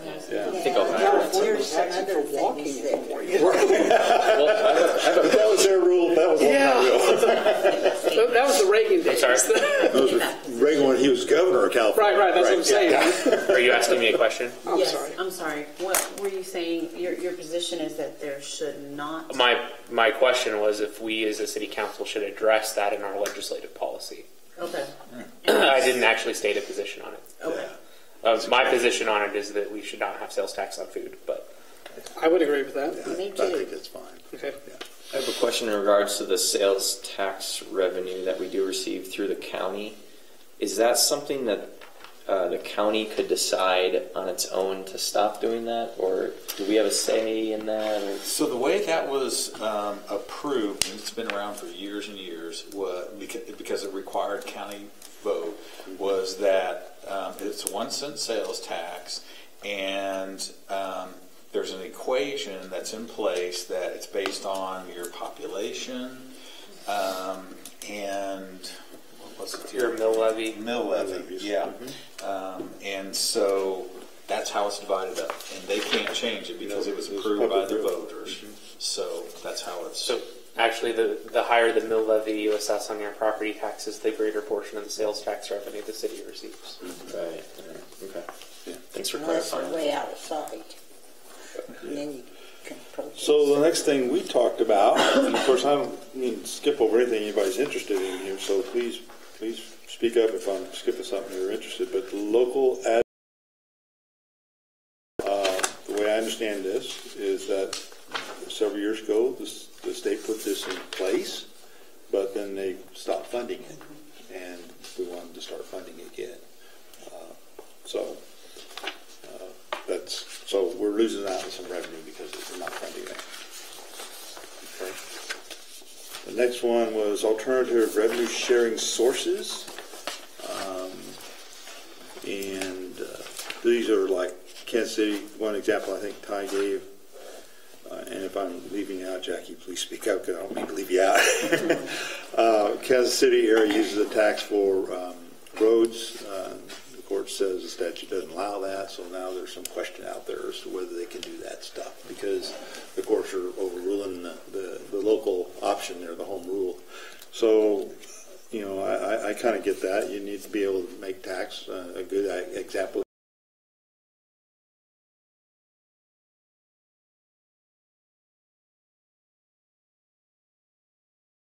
We need to have those. I agree with that one. Expanded gaming. My note on here was I basically oppose expanded gaming, but if there is expanded gaming, we should.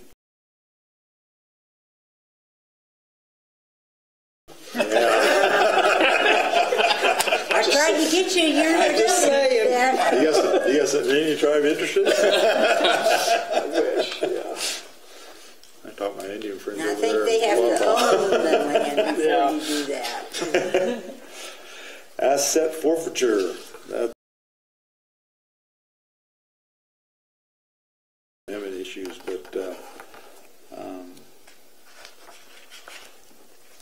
not all money is going to the cities, and that's all I have here.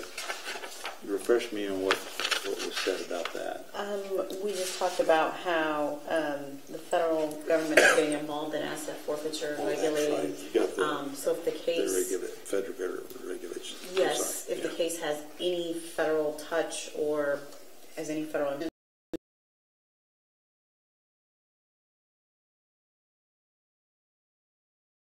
actually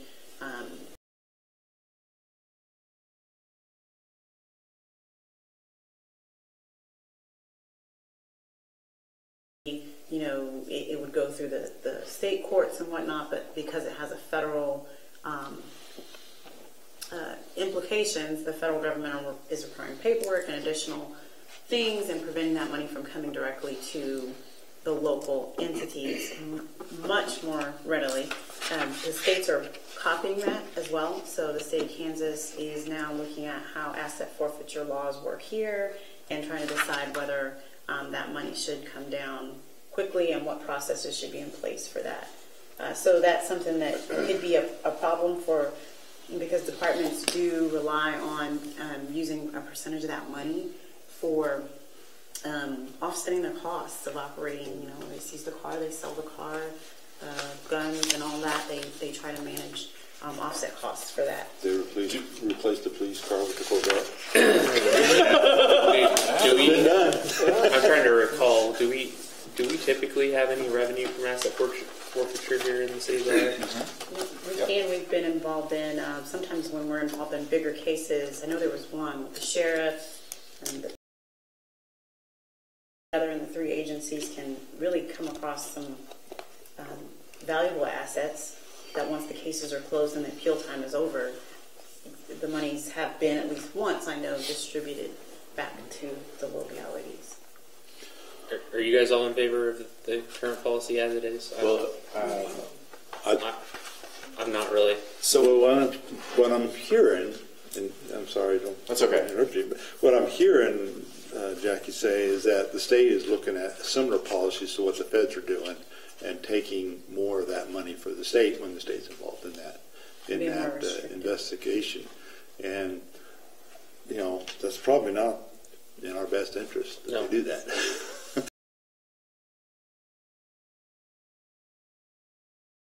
Is that defined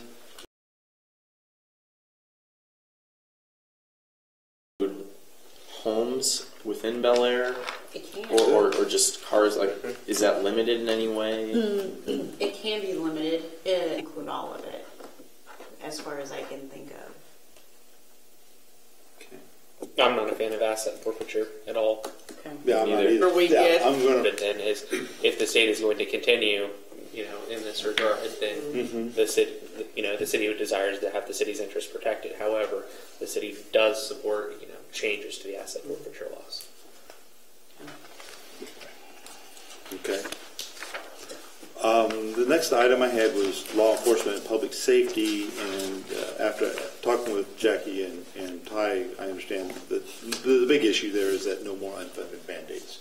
That they tell the police department you need to have 40 hours of this type of training, and we're not going to give you money for it, which they do. And so no more unfunded mandates. You put a mandate on the police department, funded. Okay. Emergency management, the funding, the note here, the funding should follow the path. Typically the way emergency manager at Sedgwick County, and then they need to state, then they work that up to the state. And then just the funding follows the path of who's doing what in emergency management. So. And the next issue I have is service animal fraud. This is an interesting issue. I'm concerned about this one. I'm concerned about the state coming up with certifying or making requirements to certify service animals, because it's just adding more burden to the issue of having your service animal. And I don't, typically when that's happened, you're not getting any more benefit out of it. You're just putting more burden out there when we put those kind of things in place in other areas. So one of the suggestions I made to Jackie was, could we as a council put a policy out there on what qualifies as a service animal, and then enforce that policy rather than go through some licensing process for service animals. I think it's such a rare issue for us that I don't think that we go and burden somebody with that. It's a big deal, but I don't know. I don't know what the rest of the Yeah, I mean, I think about like United Airlines when the lady had her, support peacock. Yeah. So you put a policy out there, you'd have to say no support peacock, but these are the service animals we'll recognize, the types, and for these purposes. I think seeing eye dogs and... That's not fair for my support goldfish. I understand. I mean, that But you really we do. can't have you bringing in your pig and your cow to the restaurant to eat. I actually had this happen to me. I was telling Ty and Jackie this when a couple months ago, some friends of mine and my wife and I went to Five Guys Hamburger. And this lady came in there, and she had this dog, little dog, about the size of a Chihuahua. I don't know what breed it was. Might have been a Chihuahua. I don't know. But and set it on the service counter. And I said to the manager, "You're not going to do anything about this?" And she said, "Well, it's a service animal." I said, "I don't care what kind of animal it is. You don't put any animal on a service counter ever." Right. It's just there's no way that's right. When I think of service dogs, I think of helping people who are blind or visually impaired. I think about ones who alert, people who have epilepsy that they're about to have a seizure. We have a gal that goes to our church who's in a wheelchair. She has a service animal. Yeah, and help out disabled. But typically, I think service animals are a form of medical treatment or medical assistance, right? Mm-hmm. And so in my mind, they should be under the purview of medical professionals, not necessarily of the government to regulate. I like that. Could be, yeah. So I'm just thinking maybe we would be wiser as a council to come up with an ordinance that we would say, this is what we do at Bel Aire, and rather than have the state involved in this. That's just my suggestion.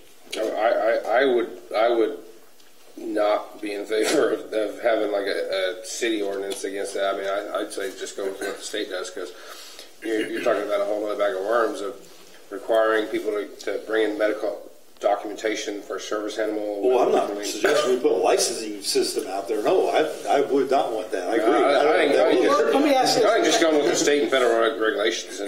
Well, could it be as simple as just empowering local business? I mean, the scenario you suggested it's less of a concern as far as private residence areas, but local businesses where they're not able to have recourse against somebody abusing what is considered a service animal, affecting their business, and they have no power to tell them to. Yeah.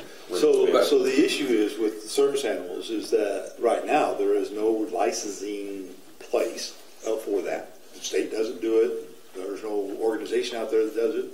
It's just not done. And so what you really can do is you can go online to some website, and there's several of them out there, and say, I want this certificate that says my dog is a service animal. It's kind of like getting the medical degree from Baby Doc College in Haiti. Okay? Can't do it anymore. Baby Doc is no longer in charge of Haiti. Hasn't been for a long time. At this point, I think it should be left alone. Yeah, I mean, it hasn't been an issue. Right. I don't know that. Yeah, it gets dicey. I can't imagine what that policy would look like that would still account for medical reasons. No pun intended. We've got bigger fish to fry right now. Well, I think maybe if it becomes a legislative issue that we need to send something to our, elected officials. And that's what I'm. Maybe we should that's what address it at that point in I'm time. not in favor of the state getting involved into the license. I would be okay with us saying we have no opinion on this. So we can take it out. What would you guys think about that? We just Take it out. Yeah, it's pretty low on the total. Yeah, that's. Okay. No, I'm telling you probably. It's an interesting issue, but it's low. Yeah, it's pretty low. Yeah. I just didn't want. No, I I'd like appreciate to what see you said. I think state that's level. I think that's The a late licensing valuable thing. discussion. So the alcohol and cereal malt beverage regulations, state has interest in that issue. I agree with that, but there's home rule now, and we don't want that to change, is what I understand, right? Right. Okay, that's good. Firearms and weapons currently rule, I think is a bit of an overreach, or I think that we've talked about that. So my question is, what would a home rule improve on that? So I don't really know where we want to go with that whole issue. Well, my position is the Second Amendment of the Constitution says shall not be infringed, and that's where it ends with me. I don't think there's a role to play at the local level on that. But what we're saying here is we're not getting into whether people should carry or not. We're basically saying, state, let us decide if we want to allow people to carry in here. Allow it to be a home rule issue. Don't Yeah, it's tell not- us yeah. what we got to do. And I would support that. I think it should be up to us. For government buildings and such like that. Yeah, I don't think the state should have a say in that either. Okay, so That's my thought. So I mean, but I support the home rule authority on that. So anybody? I don't think that I do actually. I think that the state we need to have some of that consistency across the state. Having significantly different gun laws in Wichita than we do in Bel Aire is not necessarily beneficial. Very good point. I would just ask for places like City Hall deciding where Wichita has funding to, have 6 officers at any given point in the building at any time, versus a smaller city which might not have that sort of support. Being able to set rules and limitations that kind of help the city to control that environment, that might be something you want to think about. And that's where the local authority allows a city to be able to manage some of that. State law now says that you have to allow concealed carry or whatever, unless, in public facilities, unless, I think they exempted schools out last year, but for cities and counties, unless you have the security in place. Right.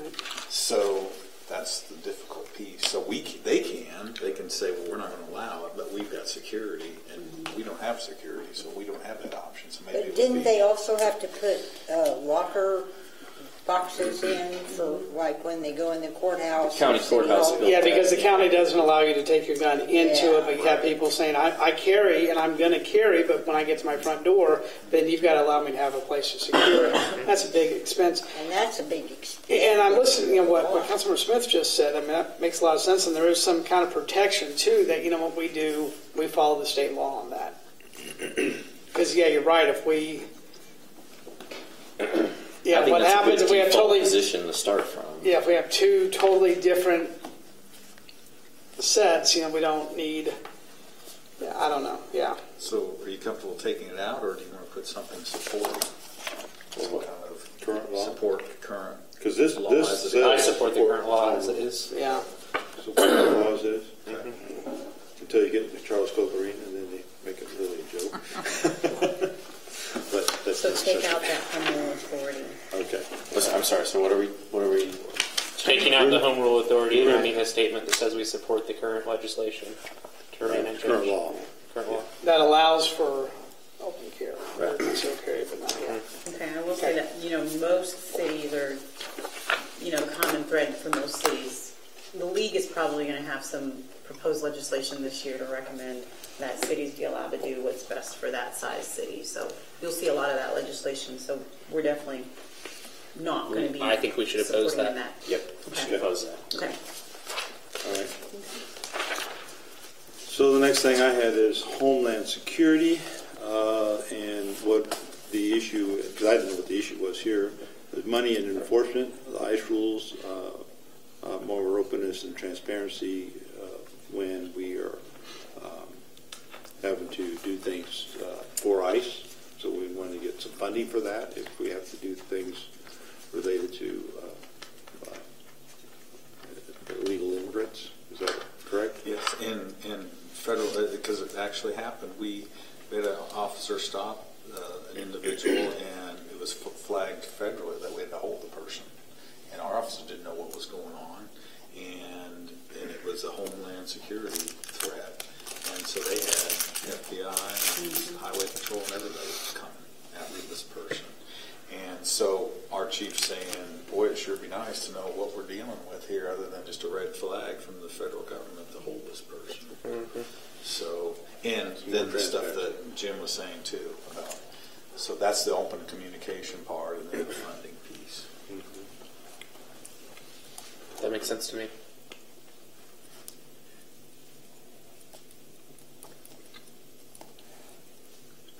Okay. Next one I had was driving under the influence. I need more information on that. And so my question was, why codify what's already in case law? And I think Jackie's position on that was that 10th Circuit has made some rules about it. It's case law. And so maybe I'll better let you speak. I think it's better. Well, the DUI laws have changed a lot because the technology has changed a lot. So I guess the DUI laws in Kansas are kind of going two directions. One, that does allow more invasive searching and blood, breath, urine searching on the side of the road. And one direction that kind of restricts and limits law enforcement's ability to do that kind of searching. And since the law is going in two different directions, the court's case law becomes really important because now, depending on what the ruling from the 10th Circuit is, that affects how everybody handles things because that's how we know what will be held up on appeal and what won't be. So because of that influx, I think the league is saying, let's get it all codified. Let's take those court cases and make it uniform so we can have predictability and so we can have consistency across the board. Consistency is good. Yes, but what that requires, which isn't something that really Bel Aire can weigh in on unless we have a bad stop and we end up getting sued and on, is basically this is forcing the legislature and the court to come together on what the reasonable solution is with the law going different directions. That's kind of what that's pointing to. It really, for our interests, if you want to take a position, of not being able to take someone's blood, breath, or urine, or have an invasive stop, a DUI stop without permission, you want to be more conservative on that. That's a position you can take, and then you would support legislation that only goes in that direction. Or if you want to support, getting DUIs off the road and giving law enforcement the power to investigate in maybe the term is common sense ways that do take some of those rights away, then you want to go towards that direction. Otherwise, the way that it's written here is you just want whatever the direction is to be very clear. You want to be clear and Throw the book codified. at them. Yeah. Has Chief Atterbury, what's his opinion? Or have we asked him about that? I'd be curious to hear. We've talked about it. I think his opinion, from what I know about his views, he wants the clarity. So when his officers go out there, they have clear instructions. We know when we need to call and get a warrant, when we need to take them to the jail, when we need to keep investigating. He just wants that clarity. And with so this would support. So we should probably support this. Well, when the driving under the influence first came out, weren't the laws more stricter than, or whatever you want to say, than they are now? Maybe I know that the direction that, I get confused what the 10th Circuit is saying and what the state is saying, but one of the directions is to give more rights during any stop to the suspect. So I guess it was was more strict. Yeah, because I know when they first came out with this, we were over in the old building, and don't get caught in Canyon County. Because we had a guy that lived out here over on Oliver, and it was his first offense, and he went to prison for 3 years. So I know they're not that strict. And I don't think they do that now. But I In think fact, they just kind of slap their hands and let them go. I think the issue here, if I understand it, is more what is an officer allowed to do Right. at the traffic stop? I think they should have full determine. force. Yeah, but I know the state says, and maybe Tenth Circuit has changed this, but I know the state says that you have to submit to a blood test. And if you refuse, you're automatically guilty of DUI. At some point, an officer doesn't need a warrant to ask for a blood test, a breath. But if you're under the influence of Right. marijuana or Right, exactly. I think they should have a warrant for any of those tests. I would support I that. had a They ought to friend go to die. jail. Yeah. I had a friend I don't want who them out died there in a car killing wreck. me. yeah, with From- Uber from and DUI. Lyft There's and a lot of taxis, options. there's no excuse for. Right. Yeah, but they Well, don't it's too take those expensive off. to drink anywhere but at home anyway. Yeah, you bought beer? Raise the alcohol tax on bars. There you go. I just stay at home. So I'm putting here, bring DUI laws in compliance with recent, and I'll find out which circuit for Is that too vague? I mean, capture. oh, is that what's General implied? policy. in this? Because Yeah. 1.20 Yeah, this is more about we just want to make sure we're consistent and then Right. Yeah, because Yeah. 10 Circuit's going to be the ones that overthrow us, Right. overrule us if there's going to be an overrule. both of Right. makes sense. Okay. Yeah, I think that sounds good. If everybody thinks that you should err towards the size of, I heard you say, Yeah. you'd rather be more conservative and require a warrant to do a search of someone Right. during a I think that's DUI. a Everybody feels that way. basic protection everyone should. I don't. Yeah. And again, from a Bel Aire perspective, Yeah. not how you feel, but They should just be able to search them and do whatever they need to do to get them off the street. So, all right, let me ask you this. We've got a lot of different opinions here on this. Again, we're trying to look at what's best for the Unless you're city. falsely Should we just accused. take this out and I think we this just, is an important issue. It sounds like it's active in the legislative area right now. Yeah. how do you want to handle that? I would say I support the legislative and the courts coming together so that we have defined, so it's defined. Okay. Either way, it needs to be defined. That's The police need to know That's a good point. what they need to do and what they Yeah. can do, what they can't do. It needs to be defined. I'd say that should be our position. I'm with that. Yeah, but I still think that our police department, we should protect them at the same time. Well, but that's what we're doing That's at the what same this time does. is making sure they know. Clarity is what they're they're asking. Right, so if the state They law need- says they you need need to- a warrant, or if the state law says you don't need a warrant, those prescriptions. we are want, clear. Yes. yeah. So we're talking more about clarity as opposed to a position on warrants or no warrants, just more about the clarity. Got it. Am I right? Yay, nay, okay. Mostly. Well, I actually thought I heard a majority in favor of taking a position on it. I didn't. Well, we mentioned the 10th Circuit. Yeah. What else? I guess I'm not. Well, you're quite sure. talking about unreasonable search and seizure. Yes. Yeah. Oh, as a position. As a position. Yes. Okay. Right. And I thought I heard Councilmember Benaj and Councilmember Elsoff Can we- echoing that. Well, Can we combine? That's the problem with. I mean, everybody's definition of unreasonable search and seizure is completely different, Yeah. and that's why I don't think us having a necessarily position on that. But Well, I think if the- we just the make them come specifics- together and have a definition of what it is, Can we combine? and those then it can statements? change. It can change later. Well, 'cause I think Jackie said the specifics are breath, blood, and urine tests. So supporting legislation requiring warrants before requiring breath, blood, and urine tests for DUI. If they don't take And those then, little pills when and then they're done, again, if you get warrants, okay, now what kind of warrants? And Yeah, I'm going to come back to, warrant or And then at the at midnight, I mean, if somebody's clearly drunk, but you have to go get a warrant, how are you going Where to you get gonna somebody? get How it? are you going to get That's not a somebody, problem. a judge, to That is their not a 1 o'clock, problem. 2 o'clock? Pick up the For phone. rural areas, It's it's not a a lot problem. harder than Not a problem. can be though. all right, let's come back to again what's best for the city. I think what's best for the city is that our police chief has a clear definition of what our department can or cannot do. I do too. I agree with Because that. ultimately, That, yeah. I'm sorry, Mr. Mayor, we had a training on this, and we had the county come in and kind of work with us on getting some of that clarity. And ultimately, as the city has to prosecute the cases, forget the stop on the street.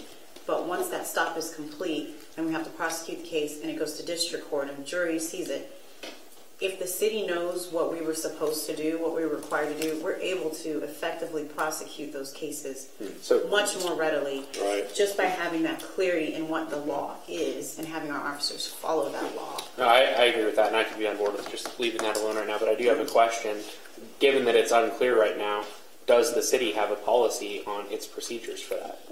We have taught our officers through training and chief's direction and my feedback to be as conservative as possible, to have as, here as in Bel much Aire information in your investigation as possible. Okay, so here in Bel Aire, we would get a warrant from our judge before we required the collection of those samples. Unless the circumstances were exigent. Okay. But don't they take them to Sedgwick County and they do it? Yeah, and I hate to answer that question directly because it depends on the facts.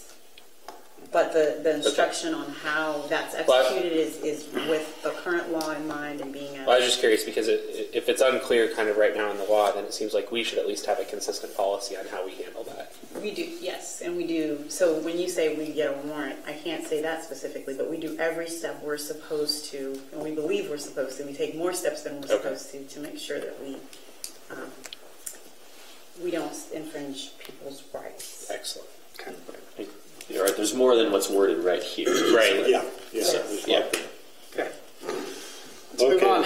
Next item I have is comprehensive transportation program, and I think we agree on this one. Oppose any highway funds being used for funding the general fund, which has had to be done because of our wonderful budgeting problems in Topeka. But we want to oppose that, and also we want to add on that this was in our discussion among Jackie and Ty and I, the watch where those funds are used. So if they say we're going to fund K254, we want to make sure that money actually goes to K254 and not to a rural highway in western Kansas, because somebody did a little shuffling of money here and didn't do the right thing. Yeah. I also, along those lines, and I don't think it's in here at all, there has been some talk about taxing electric cars because they don't pay gas tax. That's right. And I kind of was not in favor of that because I don't like new taxes, but I'm kind of thinking that if they would say that money goes towards the roads, then maybe that's not a bad thing to do. Which is where the gas taxes are supposed to go. That's where the gas taxes are supposed to go. But then they play games with it, so I'm not so sure I'm greater. I'm against that because people that are buying electricity, they're paying for the electricity for the most part and paying taxes on the electricity. Not Tesla, you're not. You still have to charge it? You still have to charge stations are free. How many Tesla charge stations are here in Wichita? One down. And are you going to just park out down south and just hang out for 8 hours? And you're fully I don't know that the taxes from your electric bill fund. They may not fund the specifically fund roads, and I think that's the argument. Right, we used this to may be something we need to talk tax. about in a couple of years. I don't know where they're right now. Yeah, I don't know if it's right now, but talk about a dangerous road to go down. You want people to stop using fossil fuels and use something that's a little better, which is electricity, which is a little better, for the environment with no carbon footprint. And then you're going to tax them because they do it. It's like, wow. I know at the SCAC meeting that Senator start McGinn's farm, she talked about how that was going to be something they discussed. Should we start taxing people that are composting at their house because they're not using the trash? Start taxing Amazon sales? Okay. We're coming back. Because it's coming back. All right. Continue, please. Broadband. Oh, boy. Oh, dear God. Seriously, broadband. Okay, so it's not an issue with Bel Aire. They're saying here to support the need for statewide broadband and task force. I just think they need to be careful how they go forward with that. But to do something, I think you suggested, Ty, something similar to rural electric cooperatives and telephone service. Do something like that. I think we should correct it. It's not a hug. It's not a hug. It's not a what? The first line, there's... Oh, it's a hug. Typo there. Not a huge, okay. Yeah, well, we all make those mistakes. Yeah. Yeah, my only concern about that is we go down that road and then suddenly the technology changes again and broadband's obsolete, and that can happen. Really And it very well fast. may be with 5G technology. Yeah, This is I don't know. I don't even know if this warrants being in the policy. Yeah, this doesn't affect I don't us. think this really affects Let's us. take it I have out. an opinion on it, but I'm not. Yeah. Okay. Let's take it out. That's fine. We don't need it. Right.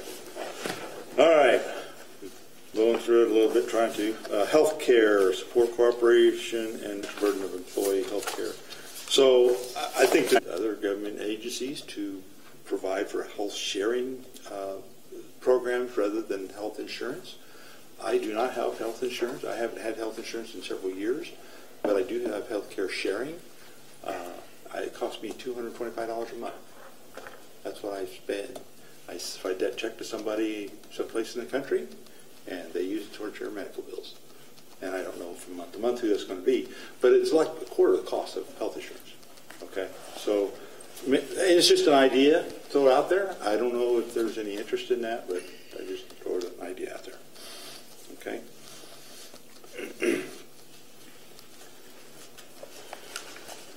The unemployment, city employees terminated. So this is the volunteer issue. And I think we agree that you don't want to be paying unemployment insurance on volunteers. Yeah, okay, yeah, that's fine. City elections is the timing of the office. This is a policy to support home rule. Personally, I think the state has an interest in people take office at the same time so they know who's who. It's not a big confusion to them. Oh, you don't take office till that week, and you don't take it till that week, and you don't take it till that week, so who's in charge? So I think they have an interest in that, but I do agree that the timing really kind of sucks the way they did it. Because They already told us when we have to have our elections. Yeah. And it used to be there was rule, I think you said that it was the first election after, a meeting after the election? Yep. That's the way, and so it would depend on, if a city met once a month, it would be the next meeting, or if it's every week, it would be the next meeting. That would be It was nice. the first meeting after the election. Yeah, I mean, Betty and I were here for 2 months when more people had been voted out. We're basically lame duck, right? Yeah, and and that doesn't make for. Was not effective. It's not like we're president. We have to go put together a cabinet. We don't need to have that. Yeah, it was very ineffective. It was it doesn't do any good for anybody. Okay. I don't think. So I will say something about that. Okay. Annexation. Currently, you're saying the county has to approve any proposals for annexation unless the citizens themselves have said, "Hey, we want to be annexed." We're volunteering towards annexation. And are we wanting any changes in that? No, and that was the issue that we've had with it. Over the years, annexation laws have gotten more stringent, and that's where they're at now, is that we can unilaterally annex any property that touches Bel Aire, or we surround Bel Aire, or that we surround them, as long as it's 20 acres or less. Well, now, because of legislation change, I think last year, the year before, we have to actually get county approval now. And again, that takes away as our home rule ability to do that in annexation, that we have to have another governing body approve it. So that's why we're opposing legislation that makes it even more difficult, or even eliminates it, because there's need to do this. Okay. Talk about sign regulations. Sign regulations. Home rule. That's what I got on here. Support legislation allows on. It's just the home rule issue. So I kind of get okay with that idea, but I actually support the state law that's currently there that allows more freedoms for local citizens seeking elected office, which is different than what the city's policy has been historically. It complies with what the city's policy is now, though. You understand that? Okay. Yeah. And The historical policy. Okay. Hayesville that was a big issue because Hayesville tried to say, wasn't it Hayesville during this last election and said, no, we don't care what the state says. We had some candidates who Derby, wasn't it? maybe it was Derby or Hayes. It was one of those cities down south, and I think it's just a really important tool for future elected officials to be able to, have those freedoms to put up signs. So you don't want to see a change in that, is what you're saying? Well, I think they Leave have safe freedom to put up signs, but I don't think they have freedom to go put one in my yard. No. We're still talking to the public and The public right away. Yeah. From the city, the problem we have from the city standpoint is that, so they go in the right of ways, and you could have as many as you want, and then we're mowing around them, or we're picking them up and then replacing them. And that's an added cost. I'm okay with my tax dollars paying for that. I know. I think that's an important. Well, I will for tell you democracy. too, like this last election when we elected our, United States Congressman and Secretary of State and our governor, just the ditch in front of Bel Aire Park, where every candidate had two signs back to back. I mean, it's almost too distracting. I mean, I know. it was. I mean, not a one of them could be read, and It was bad. oh my gosh, yeah. So. I will say the AG just recently put out an opinion that supports the state position. I mean, that's likely to, I would suspect that, I guess. Yeah. Maybe. I'm not surprised. It supports the AG. It's supposed to be an analysis that says, based on what we think the current federal law is and what the state law is, you're okay, you're not okay. AG has concluded that the state law actually works in harmony with federal law. So there is something, but as far as a public safety thing and cleaning up and cost, that's something you'll want to think about for your. Yeah, I mean, I'm not necessarily concerned with the policy that we have here that allows, the municipality to regulate it, but I support it being regulated in a way that's consistent with what the state is doing. Right. Well, I think they should be fined in big time if they don't get those signs picked up. I got sick of looking at them. Well, there's still some out from people who lost in the primary.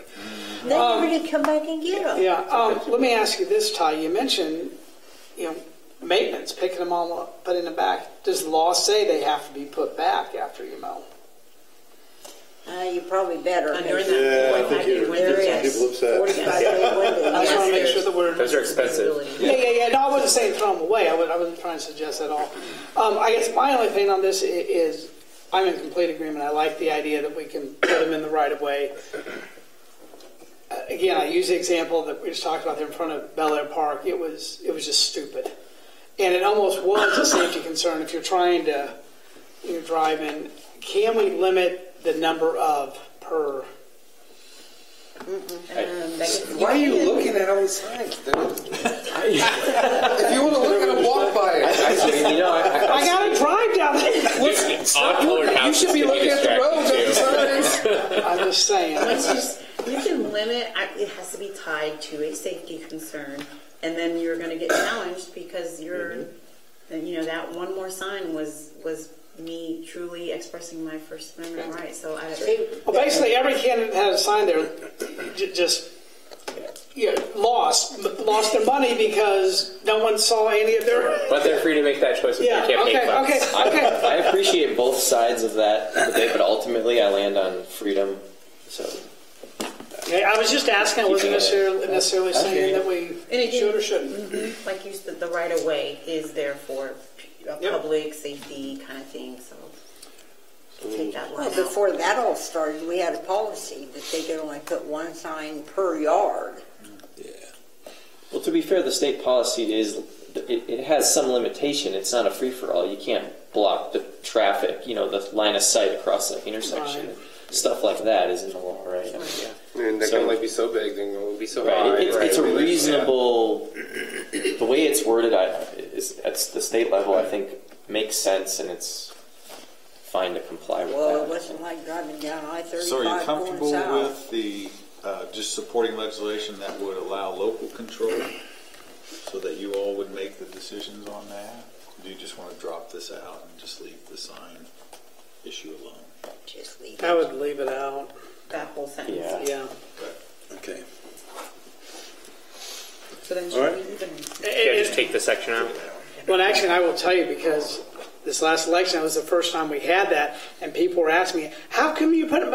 How?" And it was so easy to say, "State law changed. State law says that we can do it." Right. Yep. that way it's not almost kind of bad copping them, but, you know. It's probably made it easier on Keith. Yeah. He didn't have to call them, tell them they were in the wrong place. So my next issue was body cameras, and this is the home rule issue, and I do think that if they get the body camera issue too onerous, it's going to cause municipalities to stop using them because they'll just get too darn expensive. So I will warn our legislators of that, that you need to be very careful about making more onerous rules on body cameras. And that more had to do with freedom of information type of things. People said, we want to be able to get those today. Well, you can't get them today. They got to be reviewed and redacted. And that takes time and money, and there has to be some restriction. And there needs to be some cost bared by the requester. Right. Yeah, I think most people don't have great insight as to what police officers are dealing with, and I think the more and more they see what it is, their opinions on the camera thing will probably change over time. And there are rules in place, you know, so that, let's say there's something and someone requests that, puts it up on YouTube, and all of a sudden now the judge says, well, we can't prosecute because it's been tampered with or whatever. I mean, there's rules in place, you know, that they can't get into up to a certain place and everything. So, but I'm. Is this I'm a type of issue where we kind of want the sign issue, where we want to default to state regulation, or do we want home rule? Like, what does the chief think? This about one, this? he would want home rule. He would want home Because rule. the state's going towards the direction, and we can't predict, so but it looks like the state is being moved towards the direction of granting more, granting access to this body camera footage with less and less restrictions, less and less equal funding for it. So he would like to be able to, follow through on investigations without the pressure of having to fulfill body camera. And I think we certainly need to retain the option of when officers are required to use them. Yeah.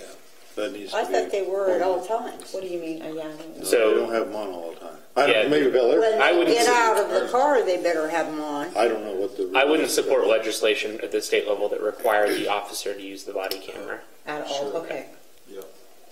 Okay. And That should be Whenever they're out of the car.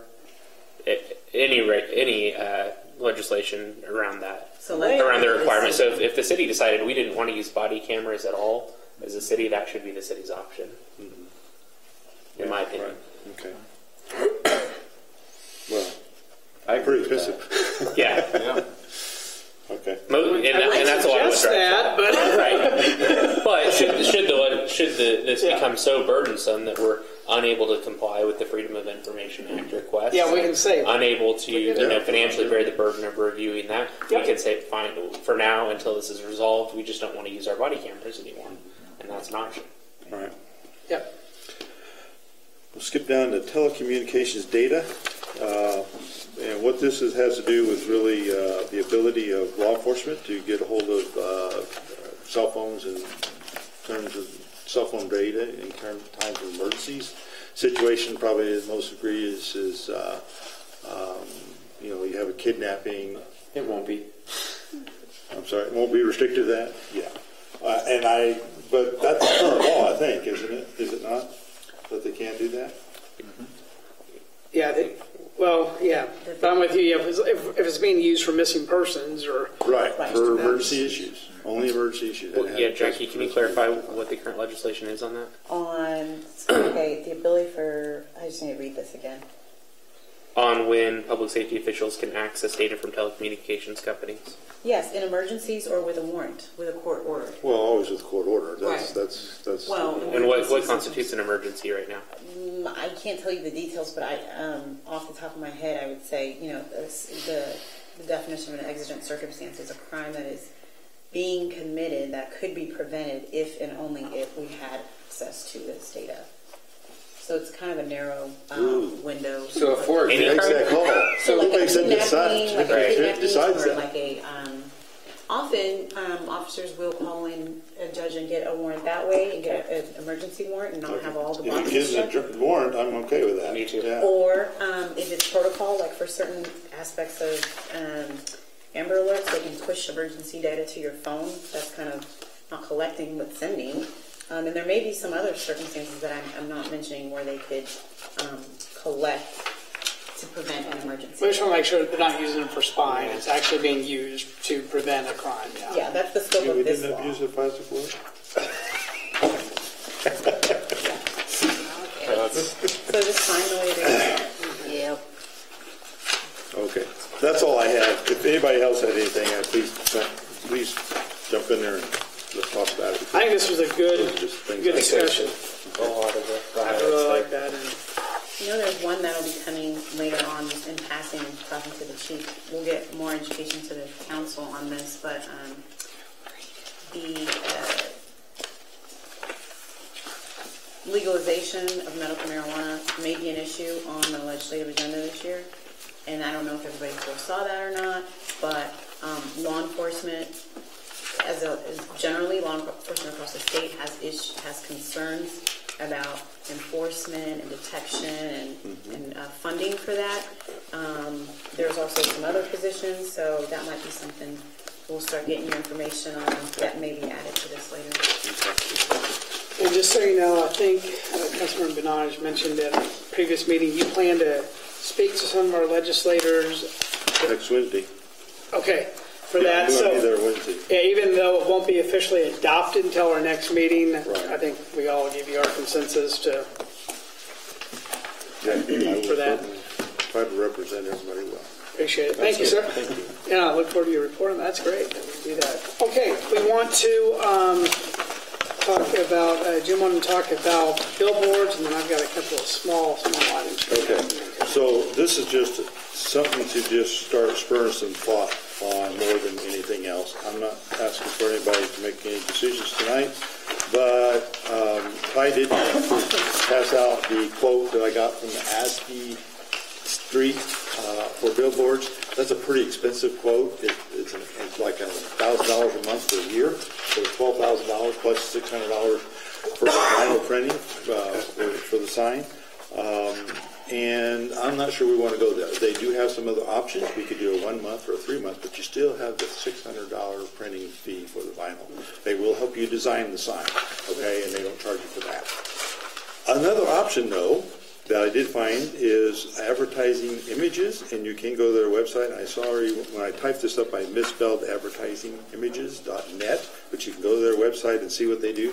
They do have an LED sign out there. A whole lot cheaper, $600 or $750 a month for both sides of the sign. It shows 8 seconds every 2 minutes. You do have to provide them with a 416 by 1504 pixel JPEG for them to post. Okay, but that's $750 a month. You can pull it down anytime you want. One of the concerns I have with advertisement, and I've had this issue, and I'm not a marketing dude, okay, so don't if somebody else has great ideas of marketing, I'm all for you jumping in there and tell us what to do. But I don't like stale marketing.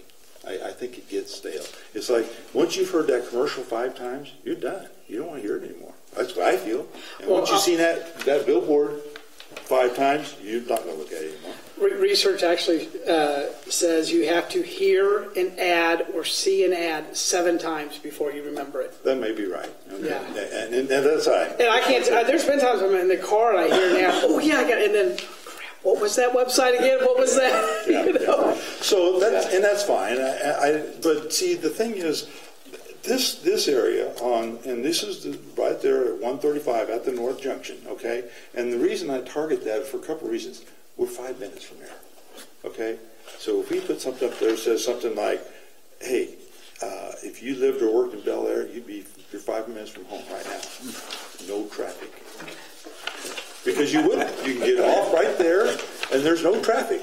You're talking about getting off at 96? Getting off 254. If you're northbound on 135, you get off at 254. There's no traffic. I don't want to advertise up to Park City. That's No, it's close to them. before Park City. Before So it's like Well, I people know, going but- out to West Wichita. They're all in line sitting there to get around the bend. He's trying to say. He's trying to say, get off, move from get off Park on City to here. 254. Yeah. So there's 120. I like the one. Okay. I like that one on Yeah. I-35 going Okay. North. Well, I like is those off too. at They're just kind of 96. expensive. That's the only reason I didn't pick those. They're just kind of expensive. But I'm not opposed to that. So it's something to talk about and discuss and think Because about. if they're Okay. going north, they'll see that before they get up there to 254. Yeah, I appreciate you bringing this to us. And at our February workshop, I think we'll talk a lot more about marketing. This is something. Okay. But 128,000 vehicles a day is what goes by those signs. Wow. So it's a big opportunity. One of them's I don't mine going to the I don't want it to stale, but it's a big opportunity. Is there a way to, I mean, this is just trying to maybe even get some money from the developers that are here in the thing. Is there a way to vary the ad as well, instead of, like, basically have the same pictures and stuff, but this one says Iron Gate, or this one says Deer Run, or this one says Elk Creek? Yeah, and I did talk with them about that, and I thought about that after I talked to them. That's certainly something we might want to pursue. And I don't know what they would say about that, but yeah, it's certainly a great idea. Or if it's a static billboard, put some logos at the bottom and see. Yeah, the static. But, try to get some of the developers and realtors and those type of folks Promoting involved events, with yeah, it. there's Promoting. We did that a few years ago. We had several developers, and we did radio and billboards for a month, and it was $10,000. We did Right. TV Wow. too, didn't we? And I don't remember if it was TV or not. I know it was radio and billboards, and everybody kind of contributed.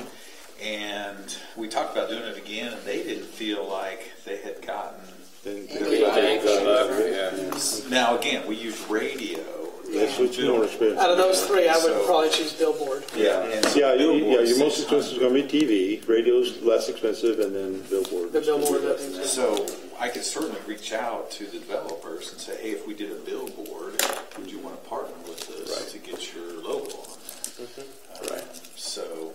And we specifically allocated funds in our budget for this type of marketing. So I think it's worth trying something new here. Okay.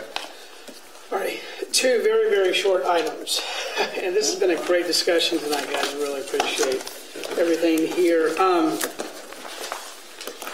Last night, I attended the Community Development Committee meeting, much as it was, or as much as whatever that phrase is, to a group. It's a lot more informal. The reason for that is multifaceted, but the big thing is, quite honestly, they've had 2 forums this year, or last year. And, now we have Ashley on board. Again, this is another one of those things where maybe this committee has run its course. I was one of the original members on it 12 years ago when it was Harold Smith, and he basically said, I need every marketing person I can think of in the city of Bel Aire to come help us come up with things like this so we can stay afloat. And it was an economic development advisory. And then it's changed to community development. We didn't have the luxury of having staff to plan events. We didn't have the luxury of having monies to pay for events back then. Attendance just hasn't been there. And by changing it from a committee to a group, to a community volunteer group, that way we don't have formal agendas, we don't have formal meeting times, we don't have to work a little bit with Ashley on some of the kind of direction maybe of this group. But basically, they're a group of volunteers now that can be there to be kind of on call for events or for other things. So. Planning with it and stuff. I would actually ask that we probably need to look at the bylaws, because I don't know that it actually allows you to just dissolve it. I think it is a vote by the council, so we may have to actually put that on the next council meeting to make it official. Well, right now they're on Maybe we would compliance. suspend it or something. Yeah, suspended or something, yeah. But when I spoke to the 2 active, regularly attending members and came up and said, hey, this is what, I didn't say I'm doing that, so this is kind of what I'm thinking, because when I had this conversation was, yeah, they were fine with it, because I said, look, I don't want to lose you guys, and Can we put them on another committee? If they want to be, absolutely. yeah. But I think that we have the planning, utility, and tree board, and I think with the CAU or with being able to hire Ashley, and her really kind of spearheading a lot of this stuff. I think that it has kind of run its course in the way it's been. But yeah, I still think there's a ton of volunteer opportunities that the city needs, and like I said, if we do do a public gathering spot, I think there's that allows for a lot more freedom of additional events and things, and then maybe we look back at this and go, do we need an event committee to like run a movie night, to run to contact bands for concerts and stuff like that. So. Well, and I was actually wondering if this whole Bel Aire Commons project isn't something that should have some engagement from that team and that committee. And I was going to make a suggestion that at some point, once we received that from LK, maybe it should have gone to that committee for a first review and some feedback to get just a broader audience's perspective on it. Yeah, well, and I think when I had gone to some meetings last year, a couple of them, and it was just kind of like, we do want your opinions, but instead of just bringing it to the committee, it was more just make sure you're giving your opinions, at the forum, some of the public, stuff. So, because even at that time, it was still, I think there was 3 people there at the last one I went to. So we had a quorum in May and a quorum in October, and I'm just. My thinking too is removing the red tape where they have to have the official agenda and the official all this stuff. That may open the door for some more people who want to be involved and help out, but they're like, I'm not going to commit to coming to a specific meeting every. Because I know that was a couple of the past members had said, look, I love what I was doing, but it's just a little too much commitment for me to be on the committee. So maybe we can move to pop-up type meetings. Yeah, maybe we can even reach back out to them and go, hey, would you be interested in just taking a call? And if you can come and be part of it, great. If not, I will tell you, Tristan Ashley and I attended the meeting and talked with him yesterday, and the 2 that were there are the ones who've really been involved, and they want to continue serving. They had a number of ideas of even little things that they could do, so we'll continue to have that conversation. And I talked to another one again today, and they all said, it's okay, we get it. And we're not going to lose them. They're going to continue just because they're not a committee by name. For that, we talked specifically for the event, the Fall Festival, I think is an event that could really grow and kind of become a signature event here. And I could see that being where, Tristan and Ashley do an amazing job, but, where we could have some additional help with that too. So, and with some of the new events, exactly like what Justin was talking about too, and some of the ideas that they came up with would fit perfectly with the conference. So we can have that conversation, but just wanted to let you guys know that, we certainly don't want a committee out there that's out of compliance, and that's just not good but kind of, to make it formal and official. The second thing I want to bring up, and I'm going to let Jackie and Ty correct me if I'm wrong here, when we were talking about the fire station closing, you saw a couple mouths on the audience drop. I don't know if that's a real public thing right now. It's been in the news. Yeah, but they're not making it too public. Okay, so we really haven't gone out and was public. Not that we can do anything about it now, but I haven't seen anything in the news about it. The only thing I've seen in the news is that they're looking at options. Moving. Looking at. I may have misspoke. They've looked at that. Well, it was in the Eagle. That they're looking at. That they've looked at options for it, not necessarily that they're 100% closing it, but. And we have assurances that may not be that building, but they're not leaving Bel Aire. Yeah. Okay, but we probably shouldn't. We should probably keep that pretty close to our chest, as I just say it at the end of the public meeting. But I don't think it's a secret. I've heard discussion on it. Okay. So Yeah, I have to. And obviously nothing's final, and Yep. anything can change there. But I know that's something that people will be concerned about because right now it's in a prime location for servicing Bel Aire, and even if it remains in Bel Aire, it's still probably not going to service Bel Aire as effectively. I think I can say the conversations we've had is they definitely tend to stay here. Yeah, they've. So the conversation I've had is they're putting in their CIP program to build a new station. May not be next year, maybe the year after, but they've been told to look at locations. They have said they will not leave Bel Aire city limits. They will stay in Bel Aire.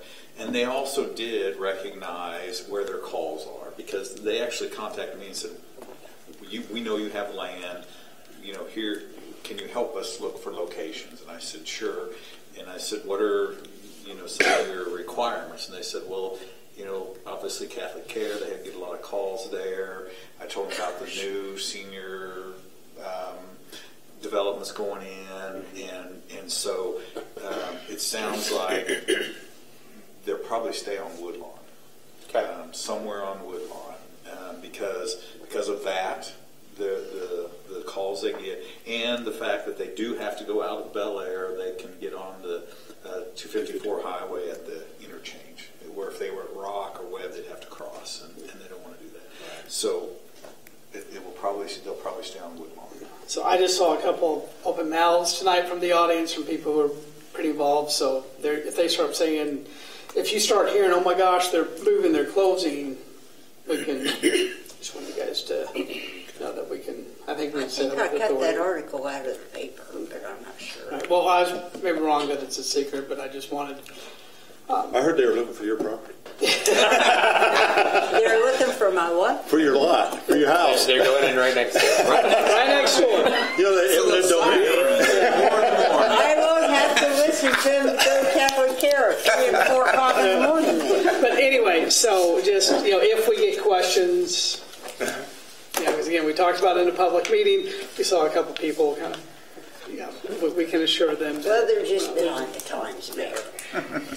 Well, I don't think it's been in the news that, they're going to stay in this specific area, but I think we can say with some authority that they... Well, they're going to be concerned about response times. I get that. Yeah, so... We all are, right? So the city's been through it before. Right. They're going to move one other time. Although if Where they were do... they going? I forgot. I don't know. There was talk of Keachai, but I don't know if that was ever true.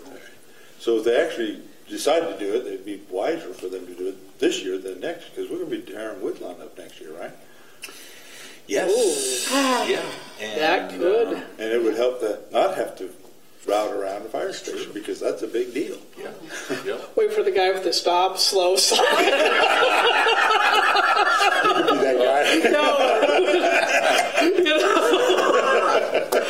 One lane here because a truck barreling down. That's it. Right. I don't think so. All right, guys, this has been a fantastic discussion tonight. A lot of good give and take, and a lot of good conversation and points of view to consider, and I appreciate bringing all that tonight. Is there anything else anybody wants to talk about tonight? I moved to adjourn. We don't even need that. We'll just get out of here. All right, guys, thank you. Have a good week. It's going to snow. No, it's not going to snow. I hope not.